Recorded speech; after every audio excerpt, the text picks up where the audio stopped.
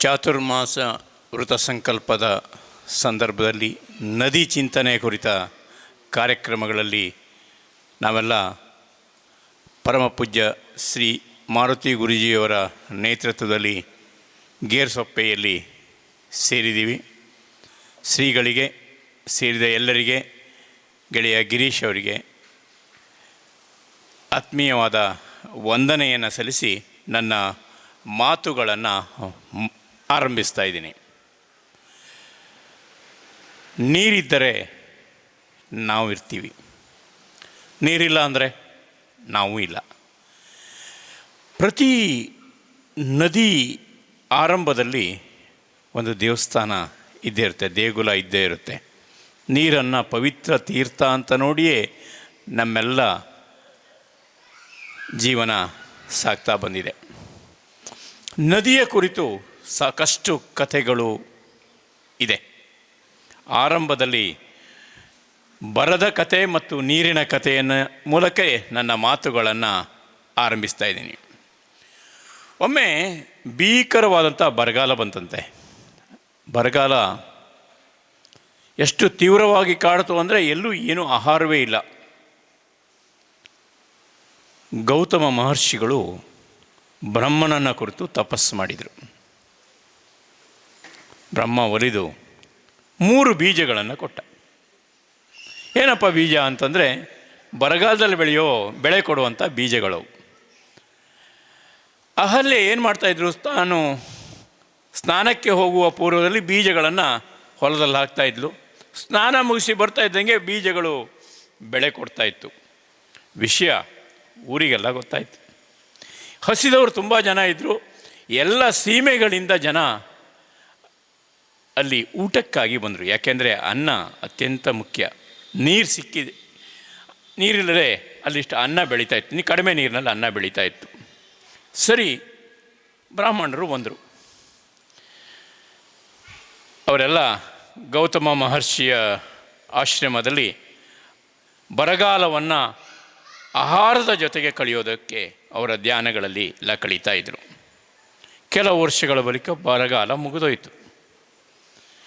ಅಲ್ಲಿದ್ದ ಬ್ರಾಹ್ಮಣರಿಗೆ ಊರಿಗೆ ಹೋಗಬೇಕು ಅಂತ ಆಸೆ ಆಯಿತು. ಎಷ್ಟು ದಿವಸ ಇಲ್ಲಿರ್ತೀವಿ, ನೆನಪಾಯ್ತು, ಈಗೆಲ್ಲ ಸಮೃದ್ಧಿ ಕಾಲ ಬಂದಿದೆ, ಈಗ ಹೆಂಡ್ರ ಮಕ್ಕಳು ಇವರೆಲ್ಲ ಇದ್ದಾರೆ, ಅಲ್ಲಿ ಹೋಗ್ಬಿಡೋಣ ಅಂತ. ಆದರೆ ಗೌತಮ ಮಹರ್ಷಿಗಳು ಹೇಳಿದ್ರಂತೆ, ಯಾಕೆ ಹೋಗ್ತೀರಿ, ಇಲ್ಲೇ ಆಹಾರ ಇದೆ, ಇಲ್ಲೇ ಚೆನ್ನಾಗಿ ನೋಡ್ಕೋತೀನಿ, ಇಲ್ಲೇ ಇರಿ ಅಂತ. ಆದರೆ ಅವರ ಒತ್ತಾಯವನ್ನು ಇವ್ರಿಗೆ ಮೀರಿ ಹೋಗ್ಲಿಕ್ಕೆ ಆಗ್ತಾಯಿಲ್ಲ. ಏನು ಮಾಡೋದು ಅಂತ ಒಂದು ಉಪಾಯ ಮಾಡಿದರು. ಒಂದು ದಿವಸ ಇದ್ದಕ್ಕಿದ್ದ ಹಾಗೆ ಒಂದು ಗೋವನ್ನು ಗೌತಮರ ಹೊಲಕ್ಕೆ ಕಳಿಸಿಬಿಟ್ರು. ಒಂದು ವೃದ್ಧ ಗೋವನ್ನು ಗೌತಮರ ಹೊಲಕ್ಕೆ ಕಳಿಸಿಬಿಟ್ರು. ಗೌತಮನು ಬರುವಾಗ ನೋಡ್ತಾರೆ, ಹೊಲ ಮೇಯ್ತಾ ಇದೆ ಗೋವು. ಗೌತಮರು ತಮ್ಮ ಕುಂಡಲಿಯಿಂದ ತೀರ್ಥವನ್ನು ಚಿಮುಕಿಸಿದರು. ಗೋವು ಸಾವನ್ನಪ್ಪಿತು. ಬ್ರಾಹ್ಮಣರೆಲ್ಲ ಬಂದು ಹೇಳಿದ್ರು, ಎಂಥ ಆಗೋಯ್ತು, ಬ್ರಹ್ಮೇತಿ ಆಗೋಯ್ತು, ಗೋವಧೆ ಆಗೋಯ್ತು, ಹಾಗಾಗಿ ನಾವು ಈ ಆಶ್ರಮದಲ್ಲಿ ಇರೋದಿಲ್ಲ, ನಾವು ಹೋಗ್ತೀವಿ ಅಂತ. ಏನು ಮಾಡೋದು, ಘಟನೆ ಆಗಿದೆ. ಬ್ರಾಹ್ಮಣರು ಊರಿಗೆ ಹೋದರು. ಆದರೆ ಈ ಶಾಪ ತಡ್ತದಲ್ಲ ತನಗೆ ಅಂತ ಗೌತಮರು ಯೋಚನೆ ಮಾಡಿ ಶಿವನನ್ನು ಕುರಿತು ತಪಸ್ಸು ಮಾಡಿದರು. ಶಿವ ಪ್ರತ್ಯಕ್ಷ ಆಗಿ ನಗ್ತಾ ಹೇಳಿದಂತೆ, ಗೋವು ಸತ್ತಿದ್ದಲ್ಲ, ಅವ್ರ ಮನೆಗೆ ಹೋಗಬೇಕು ಅಂತ, ಬ್ರಾಹ್ಮಣರ ಮನೆಗೆ ಹೋಗಬೇಕು ಅಂತ ಮಾಯದಲ್ಲಿ ಕಳಿಸಿದ್ದು, ಹೀಗೆ ಮಾಡಿದ್ದು ಅಂತ. ಸರಿ, ಏನು ಮಾಡಬೇಕು ಇದಕ್ಕೆ? ದೇವಗಂಗೆಯನ್ನು ಶಿವ ಗೌತಮರಿಗೆ ಕೊಟ್ಟ. ಗೌತಮರು ಏನು ಮಾಡಿದ್ರು, ಅದನ್ನು ಆ ಸತ್ತ ಗೋವಿದೆಯಲ್ಲ, ಆ ಗೋವಿನ ಮೇಲೆ ಹಾಕಿದರು. ಗೋವು ಜೀವಂತ ಆಯಿತು. ಆ ಗೋವು ಜೀವಂತ ಆದ ಜಾಗವೇ ಗೋದಾವರಿ ನದಿ ಹುಟ್ಟಿದ ಸ್ಥಳ ಅಂತ ಕೇಳ್ತೀವಿ. ಶರಾವತಿಯ ಅಂಬುತೀರ್ಥಕ್ಕೆ ಬಂದರೆ ಬಾಯಾರಿಕೆಯಾದಾಗ ಬಿಟ್ಟ ಬಾಣದಿಂದ ನದಿ ಹುಟ್ಟಿತು. ಪ್ರತಿ ನದಿಯ ಜನ್ಮದಲ್ಲಿ ಎಂತೆಂಥ ಕಥೆಗಳಿದ್ದಾವೆ. ಸಹ್ಯಾದ್ರಿ ಕಂಡ ಇಂತಹ ಅನೇಕ ಕಥೆಗಳನ್ನು ನಮಗೆ ಕೊಡುತ್ತೆ.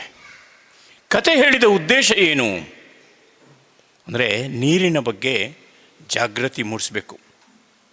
ವೈತರಣಿಯ ಪಕ್ಕದಲ್ಲಿ ವನಕಾನಮ್ಮ ಬರದೆ ಹೋದರೆ ನೀರು ಶುದ್ಧ ಆಗ್ತಾನೇ ಇರಲಿಲ್ಲ. ಇಲ್ಲದೆ ಅದು ನಾನು ಗೋಕರ್ಣಕ್ಕೆ ಹೋದಾಗೆಲ್ಲ ಆ ದೇವಸ್ಥಾನದ ಬಗ್ಗೆ ಯೋಚನೆ ಮಾಡ್ತೀನಿ. ಆ ನೀರು ಏನು ರಕ್ತ ಮಾಂಸ ಮೂಳೆಗಳಿಂದ ನೀರು ಹೊರಿತಾ ಇತ್ತು, ಅಷ್ಟು ಕಲುಷಿತ ಆಗಿತ್ತು ಅಂತ. ಅಲ್ಲಿ ವನಕ ನಮ್ಮ ಬಂದು ಕುಳಿತ ಮೇಲೆ ಹೇಗೆ ಶುದ್ಧ ಆಯಿತು? ನಮ್ಮ ವನಕ ನಮ್ಮ ಮೇಲ್ಗಡೆ ಇದ್ದಾಳೆ, ಶರಾವತಿ ನಗ್ತಾ ಇದ್ದಾಳೆ. ನೀರು ಮತ್ತು ಕಾಡಿನ ಸಂಬಂಧದ ಬಗ್ಗೆ ನಮ್ಮ ಪುರಾಣಗಳಲ್ಲಿ ಇರುವಷ್ಟು ಕಥನಗಳು ನಮಗೆಲ್ಲೂ ಸಿಗ್ಲಿಕ್ಕೆ ಸಾಧ್ಯ ಇಲ್ಲ. ಆದರೆ ನಾವು ಅದನ್ನು ಪುರಾಣಗಳು ಅಂತ ತಿಳ್ಕೊಂಡಿದ್ದೀವಿ. ಸ್ನೇಹಿತರು ಮಾತಾಡುವಾಗ ಹೇಳ್ತಾಯಿದ್ರು, ನಮ್ಮ ಶರಾವತಿ ಇದೆಯಲ್ಲ, ಈ ವರ್ಷ ಮಳೆ ಕಡಿಮೆ ಆಗಬೇಕು, ಹೊರಿವು ನಿಂತು ಹೋದರೆ ಜನಕ್ಕೆ ಪಾಠ ಆಗ್ತದೆ ಅಂತ. 2001ರಲ್ಲಿ ನಮ್ಮ ರಾಜ್ಯದಲ್ಲಿ ನೀರಿನ ಪಾಠಕ್ಕೆ ನಿಂತ ಮೊದಲ ತಲೆಮಾರು ನಾನು ಪಡ್ರೆಯವರು ಕೇರಳ, ನಾನು ಕರ್ನಾಟಕದಲ್ಲಿ ನೀರಿನ ಬಗ್ಗೆ ಜಾಗೃತಿ. ಆಗೆಲ್ಲ ನಾವು ಹೇಳ್ತಾ ಇರೋದು ಏನಪ್ಪ ಅಂದರೆ, ಒಂದೊಳ್ಳೆ ಬರಗಾಲ ಬಂದರೆ ಈ ಸ್ಲೈಡ್ ಶೋಗಿಂತ ಒಳ್ಳೆ ಪಾಠ ಸಿಗ್ತದೆ ಅಂತ. ಒಳ್ಳೆ ಬರಗಾಲ ಬರಬೇಕು ಅಂತ, ತುಂಬ ಒಳ್ಳೆ ಬರಗಾಲ ಬರಬೇಕು. ಆ ಬರಗಾಲ ಹೇಗಿರಬೇಕು ಅಂದರೆ ಕುಡಿಯೋಕ್ಕೆ ನೀರು ಸಿಗಬಾರ್ದು, ಹಿಂಗೆಲ್ಲ ಆಯ್ತು. ಇನ್ನೂ ಮುಂದೆ ಹೋಗಿ ಪೇಟೆಗಳಲ್ಲಿ ಮಾತಾಡುವಾಗ ಅವರಿಗೆ ಬೆಳೆದೆಲ್ಲ ಗೊತ್ತಾಗೋದಿಲ್ಲಲ್ಲ. ಹಾಗಾಗಿ ನೀವು ಸ್ನಾನಕ್ಕೆ ಹೋಗಿ ಮೈಗೆಲ್ಲ ಸೋಪ್ ಹಚ್ಕೊಂಡ ನಂತರ ನಲ್ಲಿ ನೀರು ಬಂದಾಗಬೇಕು, ಬಕೆಟ್ನಲ್ಲಿ ನೀರು ಇರಬಾರ್ದು, ಇಷ್ಟೇ ಹತ್ತಿದ್ವಿ. ಆದರೆ ಸರಿಯಾದ ಬರಗಾಲ ನೋಡಲಿಕ್ಕಾಗಲಿಲ್ಲ. 2015-16 150 ತಾಲೂಕುಗಳಿಗೂ ಹೆಚ್ಚು ತಾಲೂಕುಗಳು ಬರಪೀಡಿತ ಅಂತ ಆಯ್ತಲ್ಲ. ನಾನು ಇಡೀ ಕರ್ನಾಟಕವನ್ನು ಬರಗಾಲ ನೋಡೋದಕ್ಕೆ ಅಂತ ಹೋಗಿದ್ದೆ. ಅದಕ್ಕೂ ಪೂರ್ವದಲ್ಲಿ ಹೆಚ್ಚು ಕಡಿಮೆ 2014ರಿಂದ ನಾನು ಕರ್ನಾಟಕವನ್ನು ಕೃಷಿ ಕಾರಣಕ್ಕಾಗಿ ವರ್ಷಕ್ಕೊಂದು 25,000 ಕಿಲೋಮೀಟರ್ ತಿರುಗಿದವನು. ಹಾಗಾಗಿ ಬೀದರು, ಗುಲ್ಬರ್ಗ, ರಾಯಚೂರು, ಹೀಗೆ ಆ ಕಡೆ ಚಾಮರಾಜನಗರ, ಹೀಗೆ ನಾನು ಸುತ್ತಾಡ್ತಾ ಇರುವಾಗ ಈ ಬರಗಾಲ ನೋಡಬೇಕು ಅಂತ ಹೊರಟಿದ್ದೆ. ನಾನು ಹೋದಾಗ ಎಂತೆಂಥ ದೃಶ್ಯಗಳು ನಮಗೆ ಸಿಕ್ಕವು. ನೋಡ್ತೀವಿ ನಾವು ಬಳ್ಳಾರಿ ಸೀಮೆಯಲ್ಲಿ ಆ ನದಿ ಏನೂ ನೀರೇ ಇರಲಿಲ್ಲ. ಆ ವೇದಾವತಿಯ ಹಗರಿ ಹಳ್ಳವನ್ನು ಬಗೆದು JCBಯಿಂದ ಬಗೆದು ಅಲ್ಲಿ ನೀರು ಕಾಣ್ತಿದ್ರು. ಆ ನೀರಿನಿಂದ ನಾವು ಮೆಣಸು ತಿನ್ನೋರಿಗೆ ನೆನಪಿರಬೇಕು, ಗುಂಟೂರು ಮೆಣಸು ಅಂತ ಬರ್ತದಲ್ಲ, ಆ ಮೆಣಸು ಬೇರೆ ಯಾವುದೂ ಅಲ್ಲ, ಈ ಮರಳನ್ನು ಬಗೆದು ಬಂದ ಈ ನೀರಿನಿಂದ ಇದು. ಅಲ್ಲಿ ನದಿ ಪುನರುಜ್ಜೀವನದ ಮೊದಲ ಕೆಲಸ ಕೂಡ ನಡೀತು. ಅಲ್ಲೊಂದು ಮರಳು ದಿಬ್ಬ ಇದೆ.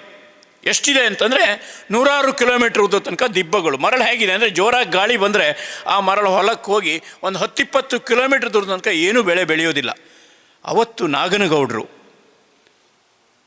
ಅಮೇರಿಕಾದಿಂದ ಈ ಪೀಕ್ ಜಾಲಿ, ಬಳ್ಳಾರಿ ಜಾಲಿಯನ್ನು ಆ ನದಿ ಸಂರಕ್ಷಣೆಗೆ ಅಂತ ತಂದಿದ್ದು, ವಿದೇಶಿ ಸಸ್ಯವನ್ನು. ಅದೀಗ ಕಳೆಗಿಡಗಳಾಗಿ ನಮ್ಮ ಕೆರೆಯನ್ನು ನುಂಗಿದ್ದು, ಗೋಕಾಕದ ಮಿಲ್ಲುಗುಡ್ಡವನ್ನು ನುಂಗಿದ್ದು.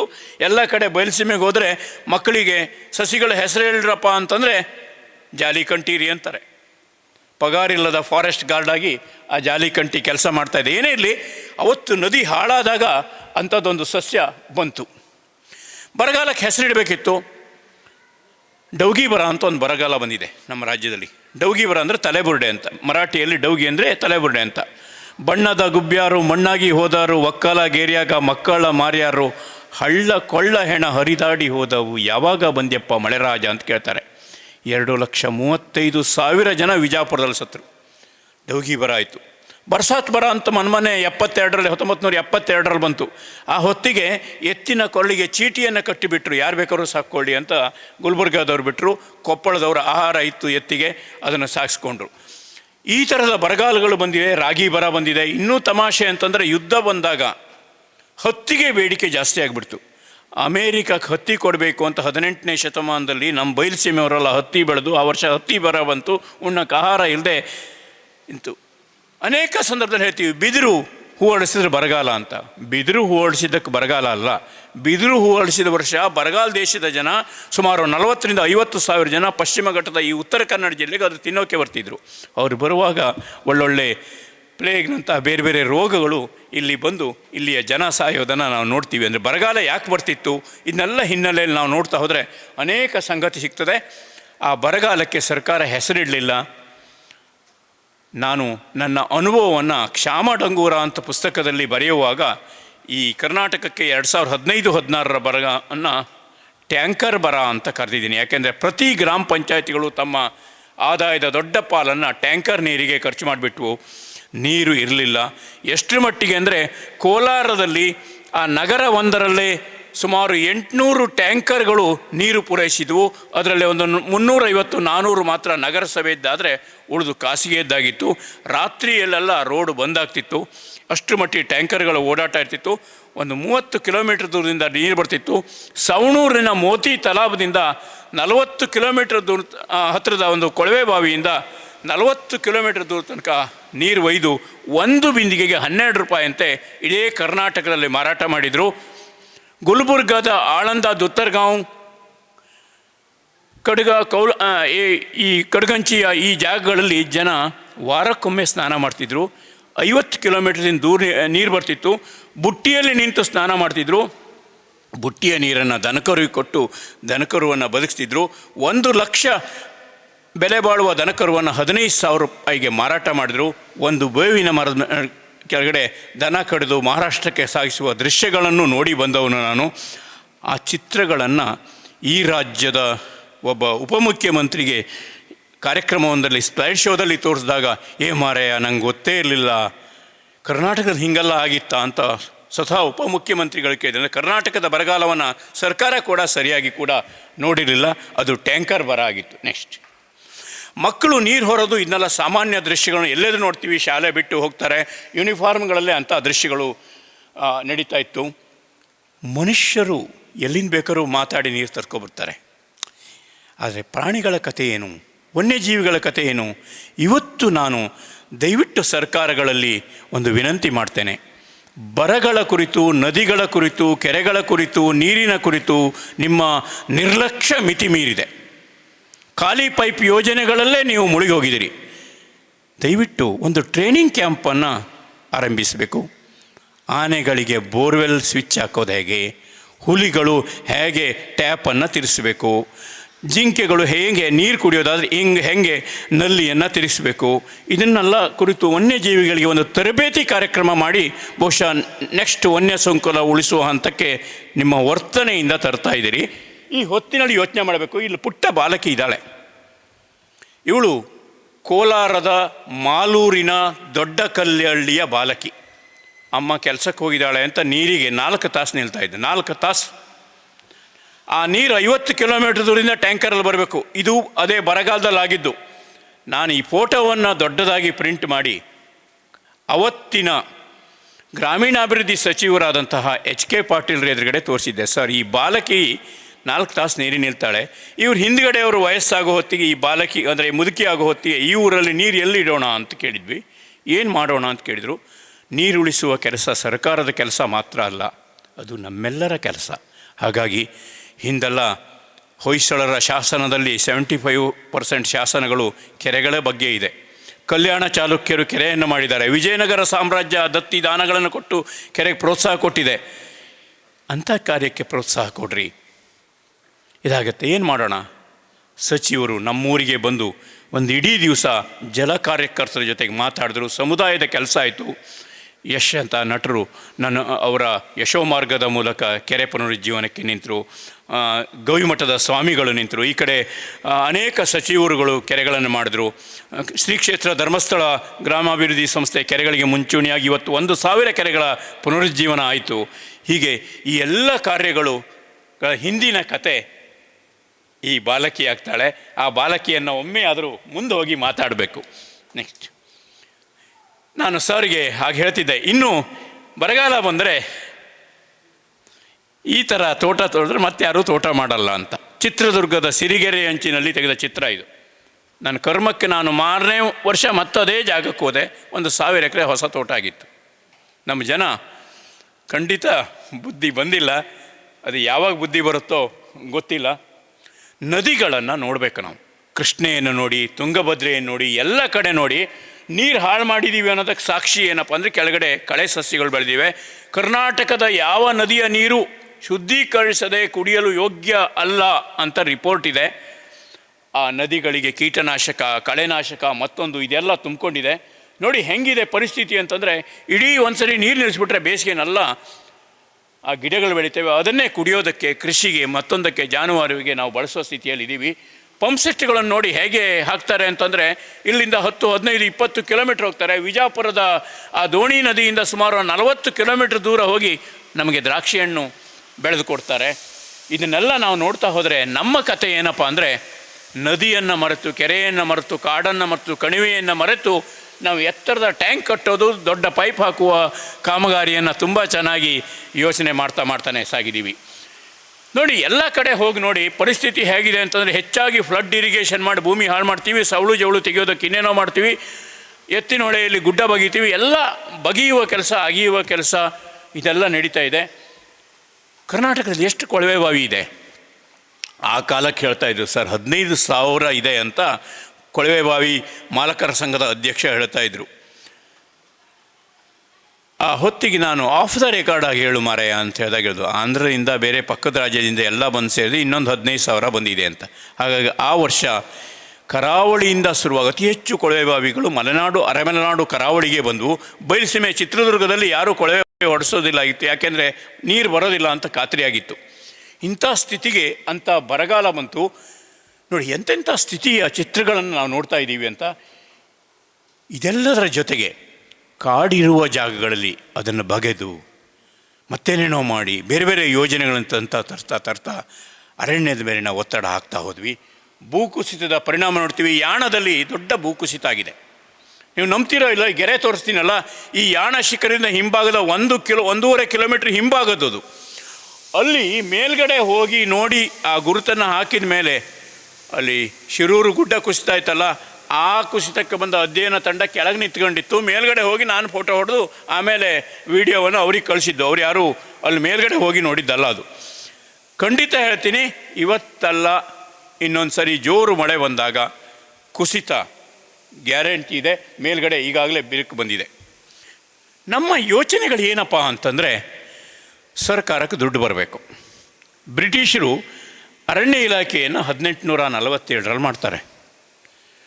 ಇದು ಹುಟ್ಟಿದಂದಿನಿಂದ ದುಡ್ಡಿನ ಮಂತ್ರವನ್ನೇ ಜಪಿಸುತ್ತಿರುವುದು ಅಂತ 1891ರಲ್ಲಿ ಒಬ್ಬ ಹಿರಿಯ ಅಧಿಕಾರಿಯೇ ಹೇಳ್ತಾರೆ.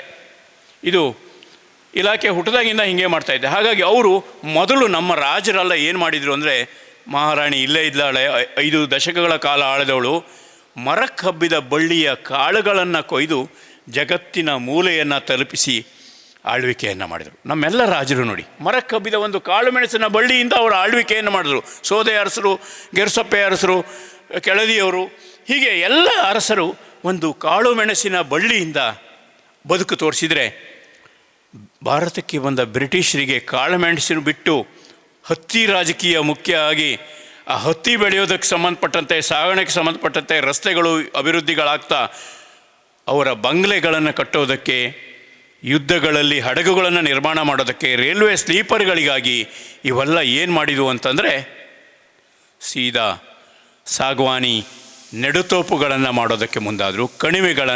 ಕಣಿವೆಗಳಲ್ಲಿ ತೇಗದ ತೋಟವನ್ನು ಮಾಡಿದರು. ವೈವಿಧ್ಯಮಯ ಸಸ್ಯಗಳ ನೆಲೆಯ ಜಾಗದಲ್ಲಿ ಇದ್ದಕ್ಕಿದ್ದಾಗೆ ಹೊಸ ಸಸ್ಯಗಳು ಬಂದಾಗ ಹುಲ್ಲು ಕಣ್ಮರೆಯಾಯಿತು, ದನಕರುಗಳಿಗೆ ಸಮಸ್ಯೆ ಆಯಿತು. ಅಲ್ಲೂ ನದಿ ಕಣಿವೆಯಲ್ಲಿ ಕುಡಿಯೋ ನೀರಿಗೆ ಬರ ಆದಾಗ ಏನು ಮಾಡ್ತೀವಿ? ಅರಣ್ಯ ಇಲಾಖೆ ಆಯಿತು, ಇಂಗುಗುಂಡಿ ಮಾಡ್ತೀವಿ ಅಂತ. ಜೀವಂತವಾಗಿ ಪ್ರಕೃತಿ ಕೊಟ್ಟ ವರವಾದಂಥ ನದಿಯನ್ನೇ ಉಳಿಸ್ಕೊಳ್ಳೋಕೆ ಗೊತ್ತಿಲ್ಲದ ನಾವು ಇನ್ನೇನೋ ಮಾಡೋಕ್ಕೆ ಹೋಗ್ತೀವಿ ಅಂತ. ಅಂದರೆ ನಾವು ಅಟ್ಟ ತೆಗೆದು ಗಿರಿಗಿಟ್ಟಿ ಮಾಡೋದು ಅಂತ ತುಂಬ ಚಂದ ಶಬ್ದ ಇದೆ. ಕೃಷ್ಣಮೂರ್ತಿ ಹೆಬ್ಬಾರ್ ಇದ್ರೆ ಇನ್ನೂ ಚೆನ್ನಾಗಿ ಮಾತಾಡ್ತಾರೆ ಅವರು. ಅದು ಆ ಗಿರಿಗಿಟ್ಟಿ ಮಾಡ್ದಂಗೆ ನಾವು ಏನೋ ಮಾಡ್ತೀವಿ. ಸ್ವತಃ ನೀರಿಂಗಿಸುವ ಕೆಲಸದಲ್ಲಿ ಇಷ್ಟು ವರ್ಷ ಪರಿಣಿತಿ ಗೊತ್ತಿದ್ದ ನಮಗೆ ಈ ಹೇಳಲಿಕ್ಕೆ ಗೊತ್ತಿಲ್ಲದ ಮಾದರಿಗಳೆಲ್ಲ ಇವತ್ತು ಹಣದ ಕಾರಣಕ್ಕೆ ಹೊಸ ರೂಪ ತೆಗೆದುಕೊಂಡಿದೆ. ನಾನು ಅನೇಕ ನದಿ ಕಣಿವೆ ಕಡೆ ಬಯಲುಸೀಮೆ ಎಲ್ಲ ಹೋದಾಗ ನೋಡ್ತೀನಿ, ಇಂಗುಗುಂಡಿ ಮಾಡಿ ಹಿಂಗೆ ಕಟ್ಟೆ ಕಟ್ಟಿಬಿಡ್ತಾರೆ. ಅದು ಮಳೆ ನೀರು ಮಾತ್ರ ಅಲ್ಲಿ ಬೀಳೋದು, ಹೊರಗಡೆ ನೀರೇ ಹೋಗೋದಿಲ್ಲ. ಇದಕ್ಕೆ 70,000 ರೂಪಾಯಿ ಖರ್ಚಾಗ್ತಾರೆ. ಯಾಕೆಂದರೆ ಅದೊಂದು ಮಾಡೆಲ್ ಉಂಟು ಖರ್ಚಾಗಲಿಕ್ಕೆ. ನಮಗೆ ಖರ್ಚಾಕುವ ಮಾಡೆಲ್ಗಳು ಇದಾಗಿದೆಯೇ ಬಿಟ್ಟರೆ, ಖರ್ಚಿಲ್ಲದೆ ಹರಿಯುವ ನದಿಯನ್ನು ಜೀವಂತ ಇಡೋದಕ್ಕೆ ನಮಗೆ ಮಾದರಿಗಳೇ ಇಲ್ವಲ್ಲ ಅನ್ನೋದು ಬೇಜಾರಿನ ಸಂಗತಿ. ಇಂತಹ ನೋಡಿ, ಈ ದನಕರುಗಳನ್ನು ಮಧ್ಯಾಹ್ನ ಹೊತ್ತಿಗೆ ಇಲ್ಲಿದ್ದ ಒಂದಿಬ್ಬರಿಗಾದರೂ ನೆನಪಿರ್ಬೋದು, ನೀವು ದನಕರುಗಳನ್ನು ಮೇಯಿಸ್ಕೊ ಹೋಗಿ ಹೊಳೆ ಹಂಚಿಗೆ ನಿಲ್ಲಿಸಿ ಅವತ್ತು ಏಪ್ರಿಲ್ ಮೇ ತಿಂಗಳಲ್ಲಿ ಈಜು ಕಲ್ತವರು. ಮಲೆನಾಡು ಕರಾವಳಿಯ ಯಾರೂ ಕೂಡ ಮಳೆಗಾಲದಲ್ಲಿ ಹೊಳೆಗೆ ಇಳಿಯೋದಿಲ್ಲ. ಯಾಕೆಂದರೆ ಅದು ಹೋಗೋದಿಲ್ಲ. ನಮಗೆ ಚಳಿಗಾಲದಲ್ಲಿ ಹೋಗ್ಲಿಕ್ಕೆ ಆಗೋದಿಲ್ಲ. ಏಪ್ರಿಲ್ ಮೇ ತಿಂಗಳಲ್ಲಿ ಸೆಕೆ ಆಗ್ತದೆ, ನೀರು ಇಳಿತೀವಿ. ನಮಗೆ ಜಲಮಾಪಕ ಯಾವುದಪ್ಪ ಅಂದರೆ, ನಾವು ಈಜು ಕಲ್ತಿದ್ದ ಕಾಲ ಏಪ್ರಿಲ್ ಮೇ ತಿಂಗಳಲ್ಲಿ ಈಜು ಅಷ್ಟು ನೀರಿತ್ತು. ಈಗ ಮೊಸಳೆಗುಂಡಿಯಲ್ಲಿ ವಾಲಿಬಾಲ್ ಟೂರ್ನಮೆಂಟು ಅಂತ ಫ್ಲೆಕ್ಸ್ ಹಾಕುವಷ್ಟು ನಾವು ಘನತೆಯನ್ನು ನಾವು ಪಡ್ಕೊಂಡಿದ್ದೀವಿ. ಅಂಥ ಸ್ಥಿತಿಗೆ ನಾವು ಬಂದಿದ್ದೀವಿ. ಒಂದು ನದಿ ಕಣಿವೆಯಲ್ಲಿ ಕೃಷಿ ಇರಲಿಲ್ಲ. ನೆನಪಿಡಿ, ಉತ್ತರ ಕನ್ನಡದ ಭಾಗವನ್ನೇ ನಾನು ಹೇಳಬೇಕು ಅಂದರೆ ಸಮುದ್ರದಂಚಿನ ಒಂದು ಪಟ್ಟಿ, 1.5 ಕಿಲೋಮೀಟರ್ನ ಒಂದು ಪಟ್ಟಿ ಬಿಟ್ಟರೆ ಆ ಬನವಾಸಿ ಆಚೆಯ ಭಾಗದಲ್ಲಿ ಮಾತ್ರ ಬೇಸಾಯ ಇತ್ತು ಆರಂಭದಲ್ಲಿ. ಮೊದಲು ನಡುವೆ ಕಣಿವೆಯಲ್ಲಿ ಬೇಸಾಯವೇ ಇರಲಿಲ್ಲ. ಕಾಲು ದಾರಿಗಳ ಮೂಲಕ ಯಾವ್ಯಾವ ಥರ ಎತ್ತು ಹೋಗ್ತಿದ್ದು, ಯಾವ್ಯಾವ ಥರ ಕತ್ತೆಗಳ ಮೇಲೆ, ಹೇರೆತ್ತುಗಳ ಮೇಲೆ ಸಾಗಿಸ್ತಾ ಇದ್ರು ಅಂತ ವಿವರಗಳು ನಮಗೆ ಲಭ್ಯ ಇದೆ. ಕಣಿವೆಗಳಲ್ಲಿ ಬೇಸಾಯಗಳು ನೆಲೆ ನಿಂತಿದ್ದು ಕೂಡ ದೊಡ್ಡ ಸಾಹಸದ ಕತೆ. ನಮ್ಮದೇ ನದಿ ಕಣಿವೆಯನ್ನು, ಇದೇ ಶರಾವತಿ ನದಿವೆ ನಾನು ಹೈಗುಂದದ ಇದರಿಂದ ತೆಗೆದಾಗ ಎಷ್ಟು ದೂರದಿಂದ ಹೇಗೆ ಕಾಣ್ತದೆ ನದಿ. ನದಿ ಎಷ್ಟು ನಯನ ಮನೋಹರವಾಗಿದೆ. ಇದನ್ನು ದಾಟೋದಾದರೆ ಪೂರ್ವ ಸೂಚನೆ ಇಲ್ಲದೆ ದಾಟಲಿಕ್ಕೆ ಸಾಧ್ಯವೇ ಇಲ್ಲ. ಇದು ನದಿ ಅಲ್ಲ ಸರೋವರ ಅಂತ ಫ್ರಾನ್ಸಿಸ್ ಬುಕಾನನ್ 1801 ಫೆಬ್ರವರಿ 20ನೇ ತಾರೀಕು ಹೊನ್ನಾವರ ದಾಟುವಾಗ ಹೇಳ್ತಾನೆ. ಅಲ್ಲಿ ಹೇಗೆ ನದಿ ದಾಟದೆ ತಾನು ಅನ್ನೋದನ್ನು ಬರೀತಾನೆ. ಇಟಾಲಿಯನ್ ಪ್ರವಾಸಿ ಹೀಗೆ ಬಂದವನು ಇಲ್ಲಿಯೇ ಕಾಳು ಮೆಣಸಿನ ಗೋದಾಮಿನಲ್ಲಿ ಉಳಿದು ತನ್ನ ಅನುಭವವನ್ನು ಬರೀತಾನೆ 17ನೇ ಶತಮಾನದಲ್ಲಿ. ಎಲ್ಲೂ ಒಂದು ಮರ ಇಲ್ಲ, ಏನಿಲ್ಲ, ಏನು ಜನವಸತಿ ಇಲ್ಲ, ಕೃತಕ ಇದೇನಿಲ್ಲ, ಸಹಜ ಸೌಂದರ್ಯದಿಂದ ಹೆಂಗೆ ಕಣಿವೆ ಇದೆ ಅಂತೇಳಿ ಬರೀತಾನೆ. ಎಷ್ಟೋ ಪ್ರವಾಸಿಗರು ಹೊನ್ನಾವರ, ಆ ತಾಕತ್ತು, ಹೊನ್ನಾವರದ ದೊಡ್ಡ ತಾಕತ್ತೇನಪ್ಪ, ಶರಾವತಿ ಕಣಿಯ ದೊಡ್ಡ ತಾಕತ್ತೇನಪ್ಪ ಅಂತಂದರೆ ಇಲ್ಲಿಯ ಉತ್ಪನ್ನಗಳು ಜಗತ್ತಿನ ಅನೇಕರನ್ನು ಸೆಳೆದಿದೆ. ಜಗತ್ತಿನ ಅನೇಕರು ಯಾವುದಾದ್ರೂ ಒಂದು ಹಳ್ಳಿಯ ಬಗ್ಗೆ, ಒಂದು ಊರಿನ ಬಗ್ಗೆ ಹೆಚ್ಚು ಹೆಸರು ಎಲ್ಲೆಲ್ಲಿ ಸಿಗ್ತದೆ ಕಂಡ್ರೆ ಹೊನ್ನಾವರದ ಬಗ್ಗೆ ಸಿಗಬೇಕು. ಪ್ರತಿ ಪ್ರವಾಸಿ ಬಂದವನು ಬೇರೆ ಬೇರೆ ಹೆಸರೇ ಬರೆದಿದ್ದಾನೆ. ಇಲ್ಲಿ ಎಷ್ಟು ಯಾವ್ಯಾವ ಕಾಲದಲ್ಲಿ ಯಾವ್ಯಾವ ಹೆಸರಿತ್ತು ಅನ್ನೋದು ನಮ್ಗೆ ಸಿಗ್ತದೆ.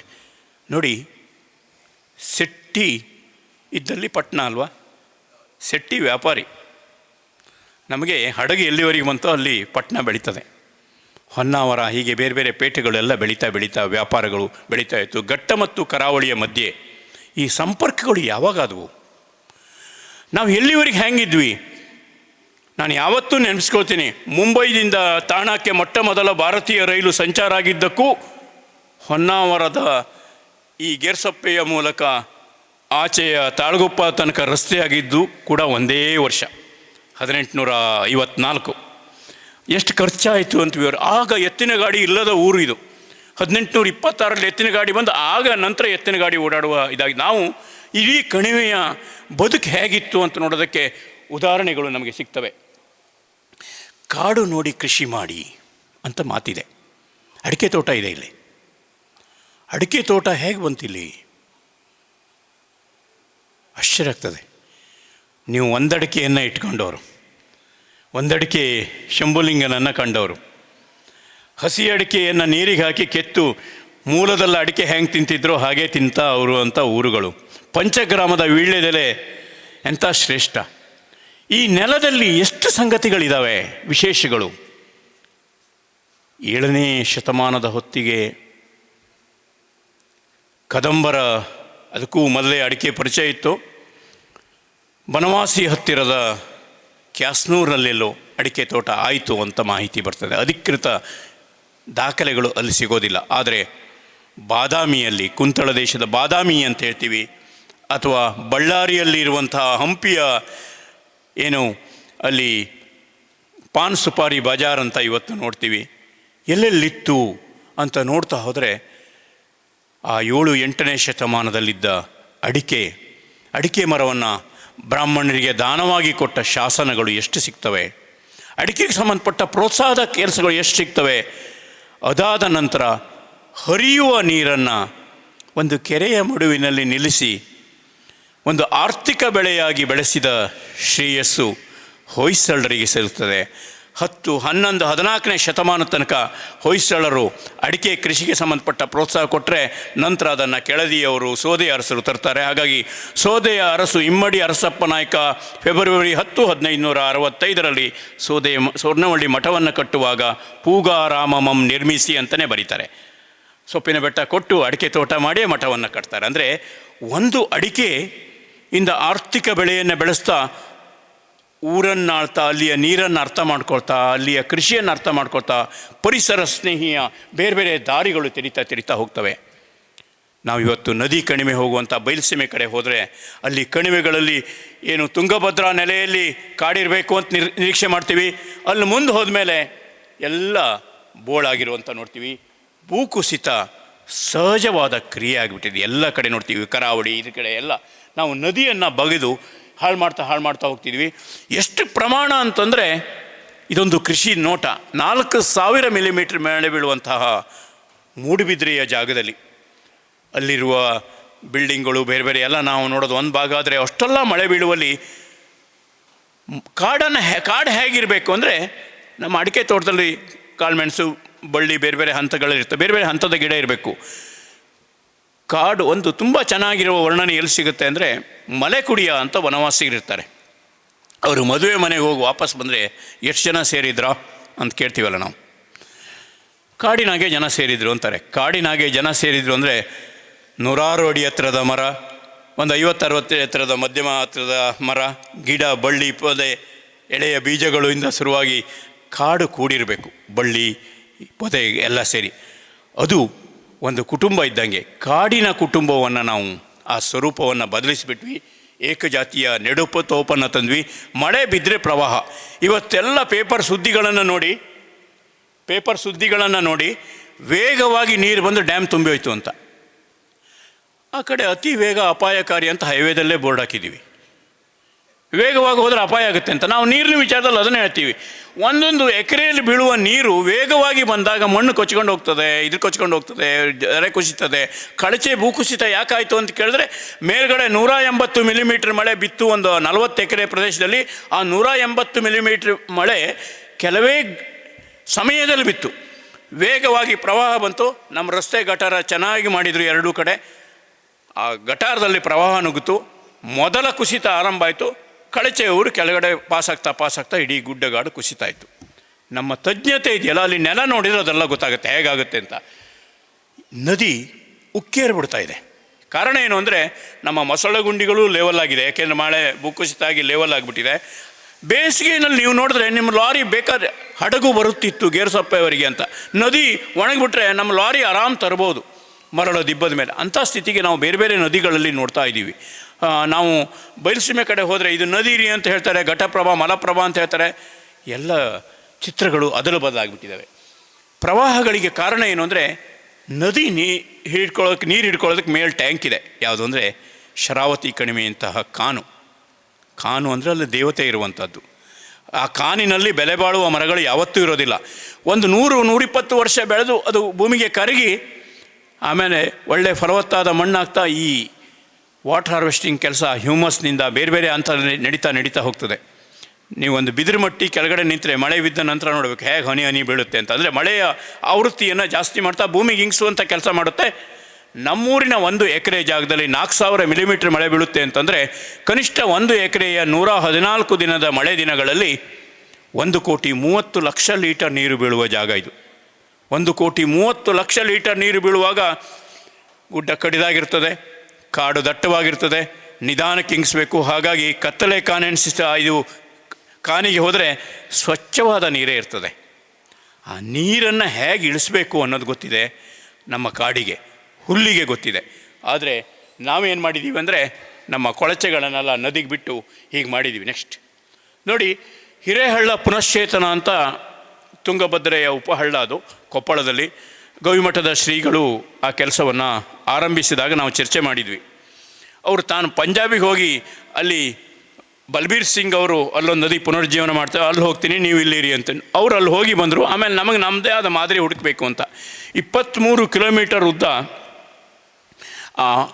ಇರುವ ಮಣ್ಣನ್ನು ತೆಗೆದು ಅಲ್ಲಿ ನದಿಯ ಒಂದು ಸ್ವರೂಪ ಏನಿತ್ತು ಅದನ್ನು ರೂಪಿಸೋದಕ್ಕೆ ಸುಮಾರು ಹೆಚ್ಚು ಕಡಿಮೆ 1-2 ತಿಂಗಳುಗಳ ಕಾಲ ಹಲವು ಕೋಟಿಗಳ ವೆಚ್ಚದಲ್ಲಿ ಜನರ ಸಹಾಯದಿಂದ ದೊಡ್ಡ ಕೆಲಸ ಆಯಿತು. ಇವತ್ತೇನಾಗಿದೆ, ಜನಕ್ಕೆ ಆಸಕ್ತಿ, ಮತ್ತು ಕೆಲವು ಕಲುಷಿತ ನೀರು ಬರೋದು ಇದ್ದೇ ಇದೆ. ನಮ್ಮ ನದಿ ಮೂಲ ಹೇಗಿದೆ? ನಮ್ಮ ನದಿ ಮೂಲದಲ್ಲಿ ಅಕೇಶಿಯಾ ಇದೆ, ನಮ್ಮ ನದಿ ಮೂಲದಲ್ಲಿ ಫೈನಸ್ ಇದೆ, ನಮ್ಮ ನದಿ ಮೂಲದಲ್ಲಿ ಗಾಳಿ ಗಿಡಗಳಿದೆ, ನಮ್ಮ ನದಿ ಮೂಲದಲ್ಲಿ ನೀಲಗಿರಿಯೂ ಇರಬಹುದು. ಅಂದರೆ ನಮ್ಮ ನದಿ ಇದ್ದಕ್ಕಿದ್ದಾಗೆ ಅಂಬುತೀರ್ಥ ಪರಕೀಯ ಆಗಿಬಿಟ್ಟಿದೆ.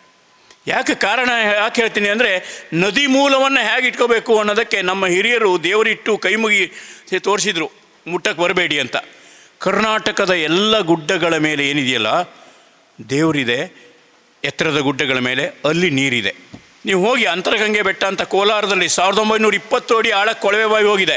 ಅತಿ ಹೆಚ್ಚು ಕೊಳವೆ ಬಾವಿಗಳು ಕೋಲಾರದಲ್ಲಿದೆ. ಆದರೆ ಅಂತರಗಂಗೆ ಬೆಟ್ಟದಲ್ಲಿ 20 ಅಡಿಗೆ ನೀರಿದೆ. ಎಲ್ಲ ಕಡೆ ಕರ್ನಾಟಕದ ಎಲ್ಲ ಬೆಟ್ಟಗಳು, ಬೀದರ್ಗೆ ಹೋಗಿ ಗಾಯಮಾತಾ ಅಂತಿದೆ, 3000 ಎಕರೆ ಪ್ರದೇಶದ ಅರಣ್ಯವನ್ನು ಜನ ರಕ್ಷಣೆ ಮಾಡಿದ್ದಾರೆ. ತೊರೆ ಹರಿದು ಬರ್ತಾ ಇದೆ. ಕೊಪ್ಪಳದ ಹತ್ತಿರ ಅಲ್ಲಿ ಮಳೆ ಮಹಾದೇಶ್ವರ ಅಂತಿದೆ, ಎಂಥ ಬರಗಾಲದಲ್ಲಾದರೂ ನೀರು ಬರ್ತದೆ. ಗುಲ್ಬರ್ಗಾದ ಹತ್ರ ಬಕ್ಕಪ್ರಭುಗಳ ದೇವಸ್ಥಾನ ಇದೆ, 72ರ ಬರಗಾಲದಲ್ಲೂ ನೀರು ಬರ್ತಾಯಿತ್ತು. ನನಗೆ ಇದನ್ನು ಖಚಿತಪಡಿಸೋದಕ್ಕೆ ಎಲ್ಲ ಸ್ಥಳಕ್ಕೂ ನಾನು ಹೋಗಿದ್ದೀನಿ. ಯಾಕೆ ಅಂತಂದರೆ, ಇಡೀ ಕರ್ನಾಟಕದ ಎಲ್ಲ ಗುಡ್ಡಗಳ ಮೇಲೆ ನೀರಿದೆ. ಎಲ್ಲಿ ಮನುಷ್ಯರಿದ್ದಾರೋ ಅಲ್ಲಿ ನೀರಿಲ್ಲ. ಅಂದರೆ ನಾವು ಹೆಚ್ಚು ತಪ್ಪು ಮಾಡ್ತಾ ಇದ್ದೀವಿ. ನೋಡಿ, ಇಂಥ ಅದ್ಭುತವಾದ ಬೆಟ್ಟಗಳು ನಮಗೆ ಶರಾವತಿಯ ಈ ಕಣಿವೆಗಳಲ್ಲಿದೆ, ಗುಡ್ಡಗಳಿದೆ. ಒಂದು 30-32 ಜಾತಿಯ ಹುಲ್ಲುಗಳಿದ್ದಾವೆ ಇಲ್ಲಿ. ಆ ಹುಲ್ಲುಗಳು ಪ್ರತಿಯೊಂದಕ್ಕೂ ಬಳಕೆಗೆ ಬೇರೆ ಬೇರೆ ರೀತಿಯಲ್ಲೇ ಇದೆ. ನೆಕ್ಸ್ಟ್, ಆ ಕಣಿವೆಗಳಲ್ಲಿ ಯಾವ ಥರ ನೀರು ಬರ್ತದೆ, ಎಷ್ಟು ಸ್ವಚ್ಛವಾಗಿರ್ತದೆ ಎನ್ನುವುದಕ್ಕೆ ಸಾಕ್ಷಿಗಳಿವು. ನೋಡಿ, ಕೇಳ್ತಾ ಇದೆಯಾ? ಸ್ವಚ್ಛವಾದ ನೀರು ಹೇಗೆ ಬರ್ತದೆ ಅನ್ನೋದಕ್ಕೆ ಉದಾಹರಣೆ. ಆದರೆ ಇವತ್ತು ಚಹದ ಬಣ್ಣ ಬಂದಿದೆ ನೀರಿಗೆ. ಅಲ್ಲಿರುವ ಮರಜಾತಿಗಳು, ನದಿ ಅಂಚಿನಲ್ಲಿರುವ ಮರಜಾತಿಗಳು ಯಾವುದು ಅಂತಂದರೆ ಅದಕ್ಕೆ ಒಂದು ಪಟ್ಟಿ ಇದೆ. ಈಗ ನಾವು ನದಿ ಸಂರಕ್ಷಣೆ ಮಾಡ್ತೀವಿ ಅಂತ ನಾವು ಏನು ನೆಡ್ತೀವಿ ಅಂತಂದರೆ, ನಮ್ಮ ಕೈಯಲ್ಲಿ ಯಾವ ಗಿಡ ಇದೆಯೋ ಅದನ್ನು ತಗೊಂಡೋಗಿ ನೆಡ್ತೀವಿ. ಆದರೆ ನಿಸರ್ಗ ನದಿ ಅಂಚಿನಲ್ಲಿ ಬೇರೆ ಬೇರೆ ಜಾತಿಯ ಗಿಡಗಳನ್ನೇ ಬೆಳೆಸುತ್ತೆ. ತನ್ನ ನದಿ ಅಂಚಿನಲ್ಲಿ ಬೇರೆ ಬೇರೆ ಜಾತಿಯ ಗಿಡಗಳನ್ನೇ ಬೆಳೆಸುವಂಥ ವೈಶಿಷ್ಟ್ಯತೆ ನಮ್ಮ ನದಿಗಿದೆ. ಎಲ್ಲಿಯೂ ಇಲ್ಲದ ಜೀವಿಗಳು ಇವತ್ತು ಫೋಟೋ ಹೊಡ್ಕೊಳ್ರಪ್ಪ ಅಂತ ರಸ್ತೆ ಹಂಚಿ ಬರುವ ಸ್ಥಿತಿಗೆ ಬಂದಿದ್ದಾವೆ. ನಾವು ಎಂಥ ಸಂಕಟದಲ್ಲಿದ್ದೀವಿ ಅಂತಂದರೆ, ನಾವು ಅವಕ್ಕೀಗ ಚಿಪ್ಸು ಕುರ್ಕುರೆ ತಿನ್ನೋದಕ್ಕೆ ಕಲಿಸಿದ್ದೀವಿ. ಕಾಡಿನಲ್ಲಿ ಅವ್ರ ಪಾಡಿಗೆ ಅವು ಇದ್ದಂತಹ ಈ ಲೋಕದ ಜೀವಿಗಳನ್ನು ನಾವು ಇನ್ನೇನೋ ಮಾಡಿ ಹಾಳು ಮಾಡ್ತಾ ಇರೋದನ್ನು ನೋಡ್ತೀವಿ. ನಮ್ಮ ಈ ಒಂದು ಹುಲ್ಲುಗಾವಲು 1 ಅಡಿ ಚೌಕದ ಜಾಗ ಒಂದೊಂದು ಮಳೆಯಲ್ಲಿ 1 ಲೀಟರ್ ನೀರನ್ನು ಹಿಡ್ಕೊಳ್ತದೆ. ನಾನು ಆಗಲೇ ಹೇಳಿದೆ, ಎಷ್ಟು 1000 ಲೀಟರ್ ನೀರು ಒಂದೊಂದು ಎಕರೆಯಲ್ಲಿ ಬೀಳ್ತದೆ, ಎಷ್ಟು ಲಕ್ಷ ಲೀಟರು ಅಂತ. ಅದನ್ನು ಹಿಡ್ಕೊಂಡು ಭೂಮಿಗೆ ನಿಧಾನಕ್ಕೆ ಇಂಗಿಸುವಂಥ ತಾಯಿ ಮಗುವಿಗೆ ಎದೆ ಹಾಲು ಕುಡಿಸುವ ರೀತಿಯಲ್ಲಿ ಭೂಮಿಗೆ ನೀರಿಂಗಿಸುವಂಥ ಕೆಲಸ ಇವು ಮಾಡುತ್ತೆ. ಆದರೆ ಆ ಹುಲ್ಲಿನ ಮಹತ್ವ ಗೊತ್ತಿಲ್ಲ. ಇಲ್ಲೇ ಪಕ್ಕದಲ್ಲಿ ಬೈಂದೂರಿದೆ, ಪಡುವಲೆ ತೀರದಲ್ಲಿ ಒಬ್ಬ ಕಂಟೆ ಕಟ್ಟದ, ಮಣ್ಣಿನ ಕಂಟೆ ಕಟ್ಟದ. ಆ ಮಣ್ಣಿನ ಕಂಟಕ್ಕೆ ಹುಲ್ಲು ಹಾಕಬೇಕು ಅಂತ ಅಲ್ಲಿದ್ದ ಅವಲಕ್ಕಿ ಜಡ್ಡನ್ನು ಕಿತ್ತು ತಗೊಂಡೋದ. ಹೊಳೆ ಹೆಂಚಿಗೆ ಅವಲಕ್ಕಿ ಜಡ್ಡಿತ್ತು, ಕಿತ್ತು ತಗೊಂಡೋದ. ಮಳೆ ಬಂತು, ಮಳೆಗಾಲ ಶುರುವಾಯಿತು. ಅವನು ಅವಲಕ್ಕಿ ಜಡ್ಡು ಕಿತ್ತ ಪರಿಣಾಮ ದರೆ ಕೊರೆದು ಹೋಯಿತು. ಆಮೇಲೆ ಸಣ್ಣ ನೀರಾವರಿ ಇಲಾಖೆ ಈಗ ಒಂದು 3-4 ಕೋಟಿ ರೂಪಾಯಿ ಖರ್ಚು ಮಾಡಿದೆ, ಇನ್ನೂ ಅದನ್ನು ಉಳಿಸೋಕ್ಕಾಗಿಲ್ಲ. ಒಂದು ಹುಲ್ಲು ಮಾಡುವ ಕೆಲಸವನ್ನು ಸರ್ಕಾರದ 1 ಕೋಟಿ ರೂಪಾಯಿ ಕೂಡ ಮಾಡಲಿಕ್ಕಾಗಲ್ಲ. ಹಾಗಾಗಿ ಒಂದು ಹುಲ್ಲಿನ ಬೆಲೆ ಎಷ್ಟಿದೆ ಅಂತ ಅರ್ಥ ಮಾಡ್ಕೋಬೇಕು. ನಮ್ಮ ಕಾಡು ಒಳಗಡೆ ಕೃಷಿ ಬಂದಾಗ ನಾವು ಕುಮರಿ ಕೃಷಿ ಮಾಡಿದ್ವಿ. ನೆನಪಿಟ್ಕೊಳ್ಳಿ, ಇದೇ ಜಾಗದಲ್ಲಿ ಒಂದು ದೊಡ್ಡ ಹೋರಾಟ 1920ರ ಹೊತ್ತಿಗೆ ನಡೆದಿದೆ. ಕುಮರಿ ಮರಾಠಿಗರು ಕುಮರಿಯನ್ನು ಮಾಡಬಾರ್ದು ಅಂತ ಆದಾಗ ಬ್ರಿಟಿಷರ ವಿರುದ್ಧ ಚಳುವಳಿ ಮಾಡಿದ್ದಾರೆ. ಆ ದಾಖಲೆಗಳಲ್ಲಿ ಅವ್ರ ಹೋರಾಟ ಹೇಗಿತ್ತು ಅಂತ, ಅದಾದ ನಂತರಗಳಲ್ಲಿ ಈ ಕುಮರಿಗೆ ಸಂಬಂಧಪಟ್ಟಂಥ ನಿಯಮಗಳು ಕೂಡ ಬದಲಾಗಿದೆ. ಅಂದರೆ ಅದಕ್ಕೂ ಪೂರ್ವದಲ್ಲೂ ಒಂದು ಸರಿ ಬಂದ್ ಮಾಡಿದರು. 1860ರ ಹೊತ್ತಿಗೆ ಕುಮರಿ ನಿಷೇಧ ಆಗಿತ್ತು. ಆಗ ಮೈಸೂರು ಸೀಮೆಗೆ ನಮ್ಮ ಮರಾಠಿಗರು ಹೋದರು. ಇಲ್ಲಿ ಇದಾದ ನಂತರ ಮತ್ತು ಬ್ರಿಟಿಷ್ ಸರ್ಕಾರದಲ್ಲಿ ಮತ್ತೆ ಪುನಃ ಕೆನರಾದಲ್ಲಿ ಅಂತಹ ಇದಾಗಿತ್ತು. ಹಕ್ಕಲು ಸಾಲೆ, ದೊಡ್ಡಗಿಯ, ಕುಮರಿ ವೈಟಿಯ ಅಂತ ಅನೇಕ ತಳಿಗಳು, ಮರದ ಕೆಳಗಡೆ ಭತ್ತ ಬೆಳೆಯುವಂಥ ತಳಿಗಳು. ನಾವು ಪ್ರವಾಹದ ವಿರುದ್ಧ ಈಜೋಕ್ಕೆ ಹೋಗಲೇ ಇಲ್ಲ, ಪ್ರವಾಹದ ಜೊತೆಗೆ ಬದುಕೋದನ್ನು ಕಲ್ತಿದ್ವಿ. ಕಾಡಿನ ಬಳ್ಳಿಗಳನ್ನು ವಿನ್ಯಾಸ ಮಾಡಿದ್ವಿ. ನೀರು ಅದ್ರ ಪಾಡಿಗೆ ಹರಿದು ಹೋಗಲಿ, ನಾವು ದಾಟೋಗ್ತೀವಿ. ಇದನ್ನು ಹೇಗೆ ಕೊಟ್ಟವನು ಯಾವುದಾದ್ರು ಇಂಜಿನಿಯರಿಂಗ್ ಕಾಲೇಜ್ನಲ್ಲಿ ನಿಟ್ಟೆ ಅಲ್ಲೆಲ್ಲೋ ಹೋಗಿ ಓದ್ಕೊಂಬಂದವನ ಅಲ್ಲ, ಅವನ ಪಾಡಿಗೆ ಗೇರ್ ಸಪ್ಪದಲ್ಲಿ ಕಾನಲ್ಲಿದ್ದವನು. ಈ ಜ್ಞಾನವನ್ನು ನಮ್ಮ ಸರ್ಕಾರ ಗುರುತಿಸಲೇ ಇಲ್ಲ. ಅವರು ಸುಧಾರಣೆ ಮಾಡುವ ಬದಲು ಬದಲಾವಣೆ ಮಾಡೋಕ್ಕೆ ಹೋದರು. ಸುಧಾರಣೆ ಅಂದರೆ ಇರೋ ಬಳ್ಳಿಯನ್ನು ಕಬ್ಬಿಣದ ತಂತಿ ಮೂಲಕ ಹೀಗೆ ಕಲ್ಲು ಹಾಕ್ಬಿಟ್ರೆ ಅನೇಕ ಊರಿಗೆ ಸೇತುವೆ ಮಾಡ್ಬೋದು ಅಂತ ಮಾದರಿ ಇರ್ತಿತ್ತು. ಆದರೆ ಅದನ್ನು ಮಾಡಲಿಲ್ಲ. ಹೊಸ ಸೇತುವೆ ಕಟ್ತೀವಿ ಅಂತ ಹಲವು ಕೋಟಿ ರೂಪಾಯಿ ತಂದರು. ಮತ್ತು ಕಬ್ಬಿಣ ಸಿಮೆಂಟಿಗೆ ಗಣಿಗಾರಿಕೆ ಮಾಡಿದರು. ನಮ್ಮೂರಿನ ಹಿರಿಯರ ಮಾದರಿಗಳು ಎಷ್ಟೋ ಪಾಠ ಆಗಬೇಕಿತ್ತು. ಆದರೆ ಇಂಜಿನಿಯರ್ಗಳು ಯಾರೂ ಇದನ್ನು ಕಲಿಯೋದಿಲ್ಲ. ನೋಡಿ ಎಷ್ಟು ಯಾವ ಹುಲ್ಲು ಯಾವುದಕ್ಕೆ ಬಳಸ್ತಾರೆ, ಯಾವುದು ಹಿಡಿಯೋಕ್ಕೆ, ಯಾವುದು ಮನೆಗೆ, ಯಾವುದು ಗೋಡೆಗೆ ಹಾಕ್ತಾರೆ. ಗೋಡೆಗೂ ಕೂಡ ಹುಲ್ಲು ಹಾಕುವ ಪದ್ಧತಿ ಇದೆ. ಯಾಕೆಂದರೆ ಆ ಗೋಡೆ ಗ್ರಿಪ್ ಇರೋದಕ್ಕೆ. ನಾನು ಒಂದು ಉದಾಹರಣೆ ಕೊಡ್ತೀನಿ. ಬಾಗಲಕೋಟೆಯ ದೇಸಾಯಿ ವಾಡದಲ್ಲೇನಿದೆ, ಎಡಳ್ಳಿ ದೇಸಾಯಿ ವಾಡದ ಗೋಡೆ ಹುಲ್ಲಿಗೆ ಹಾಕಿದ್ದಾರೆ. 41 ಡಿಗ್ರಿ ಉಷ್ಣಾಂಶ ಹೊರಗಡೆ ಇದ್ದರೆ ಅವ್ರ ಮನೆ ಒಳಗಡೆ ಹೋದರೆ ಒಂದು ಸಣ್ಣ ಚಳಿ ಇರಬೇಕು. ಯಾಕೆಂದರೆ ಎಷ್ಟೋ ದಿವಸ ಆ ವಾಡೆಯ ಅಧ್ಯಯನಕ್ಕಾಗಿ ನಾನು ಅವ್ರ ಮನೇಲಿ ಇದ್ದವನು. ಅಂಥ ಬೇಸಿಗೆಯಲ್ಲಿ ಚಳಿ ಇರ್ತಾಯಿತ್ತು. ಇದೆಲ್ಲ ಕೌಶಲ್ಯಗಳಿದ್ದಂತಹ ಜನಗಳು ನಾವು. ಎಷ್ಟು ಜ್ಞಾನ ಇದೆ. ತೋಯಿ ಹಾಳೆಯ ಮೂಲಕ ಅಡಿಕೆ ತೋಟ ಕಟ್ಟಿದರು. ಸಸಿ ಬೆಳೆಸುವ ವಿಧಾನವನ್ನು ಹೇಗೆ ಕೊಟ್ಟರು. ಆ ಮುಡೆ ಕಟ್ಟವನು ಮುಡೆ ಬಳ್ಳಿಯನ್ನು ತನ್ನ ಮೊಣಕಾಲುವರೆಗೆ ಅಳೆದು ಇದರಲ್ಲಿ ಇಂತಿಷ್ಟು ಪಾಯಿಲು ಭತ್ತ ಹಿಡಿತದೆ, ಇಂತಿಷ್ಟು ಪಾಯಿಲು ಅಕ್ಕಿ ಹಿಡಿತದೆ ಅಂತಿದ್ದ. ಅವನು ತೂಕದ ಕಲ್ಲು ಬೇಕಾಗಿಲ್ಲ. ಬರೇ ಬಳ್ಳಿಯ ಅಳತೆಯಿಂದ ಎಷ್ಟು ಕಾಳು ಹಿಡಿತದೆ, ಕೊಡತಿಗೆಯಿಂದ ಜಪ್ಪಿ ಅದನ್ನು ಕಟ್ಟಿ ತೋರಿಸಿದಾಗ ನಾನು ಆಶ್ಚರ್ಯಪಟ್ಟಿದ್ದೆ. ಒಂದು 500 ಗ್ರಾಮ್ ಹೆಚ್ಚು ಕಡಿಮೆ ಆಗಿತ್ತು. ಅಂದರೆ ಎಷ್ಟು ಪರಿಣಿತಿ ಇತ್ತು ನಮ್ಮ ಜನಕ್ಕೆ ಅನ್ನೋದಕ್ಕೆ ಹೇಳ್ತೀವಿ. ಇಂಥ ಕಣಿವೆಯ, ಸಮೃದ್ಧ ಕಣಿವೆಯ ಈ ಬದುಕನ್ನು, ಆ ನದಿಯನ್ನು ಡಿಲೀಟ್ ಮಾಡಿಬಿಡಿ, ನದಿಯನ್ನು ಡ್ರೈ ಮಾಡಿಬಿಡಿ, ನದಿಯನ್ನು ಸಂಪೂರ್ಣ ಕಲ್ಲುಗಳಿರುವ ಹಾಗೆ ನೋಡ್ಕೊಬಿಡಿ. ಮೇಲ್ಗಡೆ ಹಸಿರು ಇರ್ಲಿಕ್ಕೆ ಸಾಧ್ಯ ಉಂಟಾ? ಇಲ್ಲ. ಸಹಕಾರಿ ನೀರಾವರಿಯ ಅತ್ಯುತ್ತಮ ಮಾದರಿ ಈ ಶರಾವತಿ ಕಣಿವೆಯಲ್ಲಿ ನಮಗೆ ಸಿಗ್ತದೆ. ಕೆರವಳ್ಳಿಯಲ್ಲಿ ಯಾವ ಥರ ಒಂದು ಪಂಪನ್ನು ಹಾಕಿ ಊರಿಗೆಲ್ಲ ನೀರಾವರಿ ಕೊಟ್ಟರು ಅಂತ ಸಹಕಾರಿ ಕೋಆಪರೇಟಿವ್ ಇದರೊಳಗೆ ಒಂದು ಒಳ್ಳೆಯ ಮಾದರಿ ಇತ್ತು. ಆದರೆ ಆ ಮಾದರಿಯನ್ನು ಮುಂದೆ ನಮಗೆ ವಹಿಸೋಕ್ಕಾಗಿಲ್ಲ. ಅಂದರೆ ಎಷ್ಟೆಷ್ಟು ಮಾದರಿಗಳಿಲ್ಲಿದೆ. ಶರಾವತಿ ಕಣಿವೆ ಇಂತಹ ಅನೇಕ ವಿಶೇಷಗಳ ನೆಲೆ ಇದೆ. ಈ ಪರಿಸರ ಸ್ನೇಹಿ ದಾರಿಗಳಿಗೆ ಇರುವ ಮಹತ್ವವನ್ನು ನಾವು ಯಾರೂ ನೋಡಲಿಲ್ಲ. ಇಲ್ಲಿನ ಕೃಷಿ ವಿನ್ಯಾಸಗಳನ್ನು ನಾವು ಅರ್ಥ ಮಾಡಿಕೊಳ್ಳಿಲ್ಲ. ಹಿಂದೆ ಬ್ರಿಟಿಷರು ಸರ್ವೆ ಮಾಡಿದಾಗ ಇಲ್ಲಿ ಸರ್ವೆ ಮಾಡೋಕ್ಕೆ ಬಂದವರಿಗೆ ಸರ್ಕಾರಕ್ಕೆ ಸರ್ವೆ ಮಾಡೋ ಹಕ್ಕಿಲ್ಲ ಅಂತ ತಕರಾರಾಯಿತು. ಆಗ ಇಂಗ್ಲೆಂಡ್ ಪಾರ್ಲಿಮೆಂಟ್ರಲ್ಲಿ ನಮ್ಮ ಭೂಮಿಯ ಒಡೆತನದ ಬಗ್ಗೆ ಚರ್ಚೆ ಆಗಿತ್ತು. ಅಂದರೆ ನಮ್ಮ ಪರಂಪರೆ ಎಷ್ಟಿದೆ, ಹೆಂಗಿದೆ, ಭೂಮಿಯ ಒಡೆತನ ಹೇಗಿದೆ, ಇದಕ್ಕೆ ಸಾಕಷ್ಟು ಪುರಾವೆಗಳು ನೋಡ್ತಾ ಹೋದರೆ ಮೊನ್ನೆ ನೋಡ್ತಾ ಇದ್ದೆ, ನಮ್ಮೂರಲ್ಲಿ ಚಕ್ರವ್ಯೂಹ ಇತ್ತು ಅನ್ನೋದನ್ನು ನೋಡಿ. ಚಕ್ರವ್ಯೂಹದ ಬಗ್ಗೆ 2-2.5 ಪೇಜ್ ಮಾಹಿತಿಯನ್ನು ಕೊಡ್ತಾರೆ. ಎಷ್ಟು ಅಭಿಮಾನ ಪಡುವ ಸಂಗತಿ ನಮ್ಮ ನೆಲದಲ್ಲಿದೆ. ಆದರೆ ನಾವು ಯಾವುದನ್ನು ನೋಡದೆ ದೊಡ್ಡ ಪೈಪ್ ಹಾಕ್ತಾರಂತೆ, ನೀರು ತಗೊಂಡೋಗ್ತಾರಂತೆ, ನದಿ ಖಾಲಿ ಮಾಡ್ತಾರಂತೆ, ನಮ್ಮನ್ನು ಒಕ್ಕಲೆಬ್ಸ್ತಾರಂತೆ. ಇದನ್ನು ಹೇಳೋದಕ್ಕೆ ಸರ್ಕಾರ ಬೇಕಾಗಿತ್ತ? ನಮಗೆ ಕೊಟ್ಟ ಶಿಕ್ಷಣದಲ್ಲಿ ನಾವು ಜಗತ್ತನ್ನೆಲ್ಲ ಕಲ್ತ್ಕೊಬಿಟ್ವಿ. ಆದರೆ ನಮ್ಮ ನದಿಯ ಕುರಿತ ಸಾಕ್ಷರತೆಯನ್ನು ಮರೆತ್ವಿ. ನಮ್ಮ ನದಿ ಹೇಗಿದೆ ಅದನ್ನು ನಾವು ಮರೆತು ಬಿಟ್ವಿ. ನೋಡಿ, ಆಗಸ್ಟ್ 15ಕ್ಕೆ ಬರುತ್ತೆ, ನಾವು ಧ್ವಜ ಹಾರಿಸಿ ಖುಷಿ. ನೋಡಿ, ನಮ್ಮ ರೈತರದ್ದು ಈ ವಿನ್ಯಾಸ ಎಲ್ಲರಿಗೂ ನೋಡ್ಲಿಕ್ಕೆ ಸಿಗ್ತದಾ? ಇವತ್ತು ಎಷ್ಟು ಚಂದ, ಎಷ್ಟು ವಿನ್ಯಾಸ. ಈ ಪ್ರತಿ ನದಿ ಕಣಿವೆಗಳಲ್ಲಿ ಹೋಗ್ತಾ ಹೋದರೆ ಇಂಥ ಎಷ್ಟೋ ದೃಶ್ಯಗಳು ಕಾಣ್ತವೆ. ನಮಗೆ ಹೊಟ್ಟೆ ತುಂಬಿಗೆ ಜಾಸ್ತಿ ಕಣ್ಣು ತುಂಬಿ ಹೋಗ್ತದೆ ಇಂತಹ ದೃಶ್ಯಗಳು. ಪರಿಸರ ಚಿಕಿತ್ಸೆ ಅಂತ ಹೇಳ್ತೀವಿ. ಒಂದು ದೃಶ್ಯವನ್ನು ನೋಡಿದ್ರೆ ಇದಿರುತ್ತೆ. ಯಾವಾಗಲೂ ಒಂದು ದೇವಸ್ಥಾನಕ್ಕೆ ಹೋದವನಿಗೆ ಹೇಳ್ತಾರಂತೆ, ಮೂರ್ತಿಯನ್ನು ದಿಟ್ಟಿಸಿ ನೋಡು, 1 ಸರಿ ನೋಡು, 2 ಸರಿ ನೋಡು, ಆಮೇಲೆ ಅಲ್ಲೇ ಕಣ್ಣು ಮುಚ್ಚು, ಆ ಕಣ್ಣಿನೊಳಗಡೆ ನಿನಗೆ ಮೂರ್ತಿ ಕಾಣ್ತದ, ಆಗ ನಿನಗೆ ಇದಾಗ್ತದೆ. ಕಾಣಲ್ಲಿವರೆಗೂ ನೀನು ಹಾಗೆ ಮಾಡು, ಪ್ರಯತ್ನ ಮಾಡು, ಏಕಾಗ್ರತೆ ಬರ್ತದೆ ಅಂತ. ಯಾರಾದರೂ ಒಬ್ಬ ಅಧಿಕಾರಿ, ಯಾರಾದರೂ ಒಬ್ಬ ಸಚಿವ ಈ ಜಿಲ್ಲೆಯ ಇಂಥ ಚಿತ್ರಗಳನ್ನು ಕಣ್ಣು ತೆರೆದು ನೋಡಿದ್ದು, ಧ್ಯಾನ ಮಾಡಿದ್ದಿದ್ದರೆ ಅವರಿಗೆ ಶರಾವತಿ ಕಣಿವೆಯಲ್ಲಿ ಪಂಪ್ ಸ್ಟೋರೇಜ್ ಮಾಡಬೇಕು, ಇಲ್ಲಿ ಇದನ್ನು ಮಾಡಬೇಕು ಅಂತ ಅನಿಸೋದಿಲ್ಲ.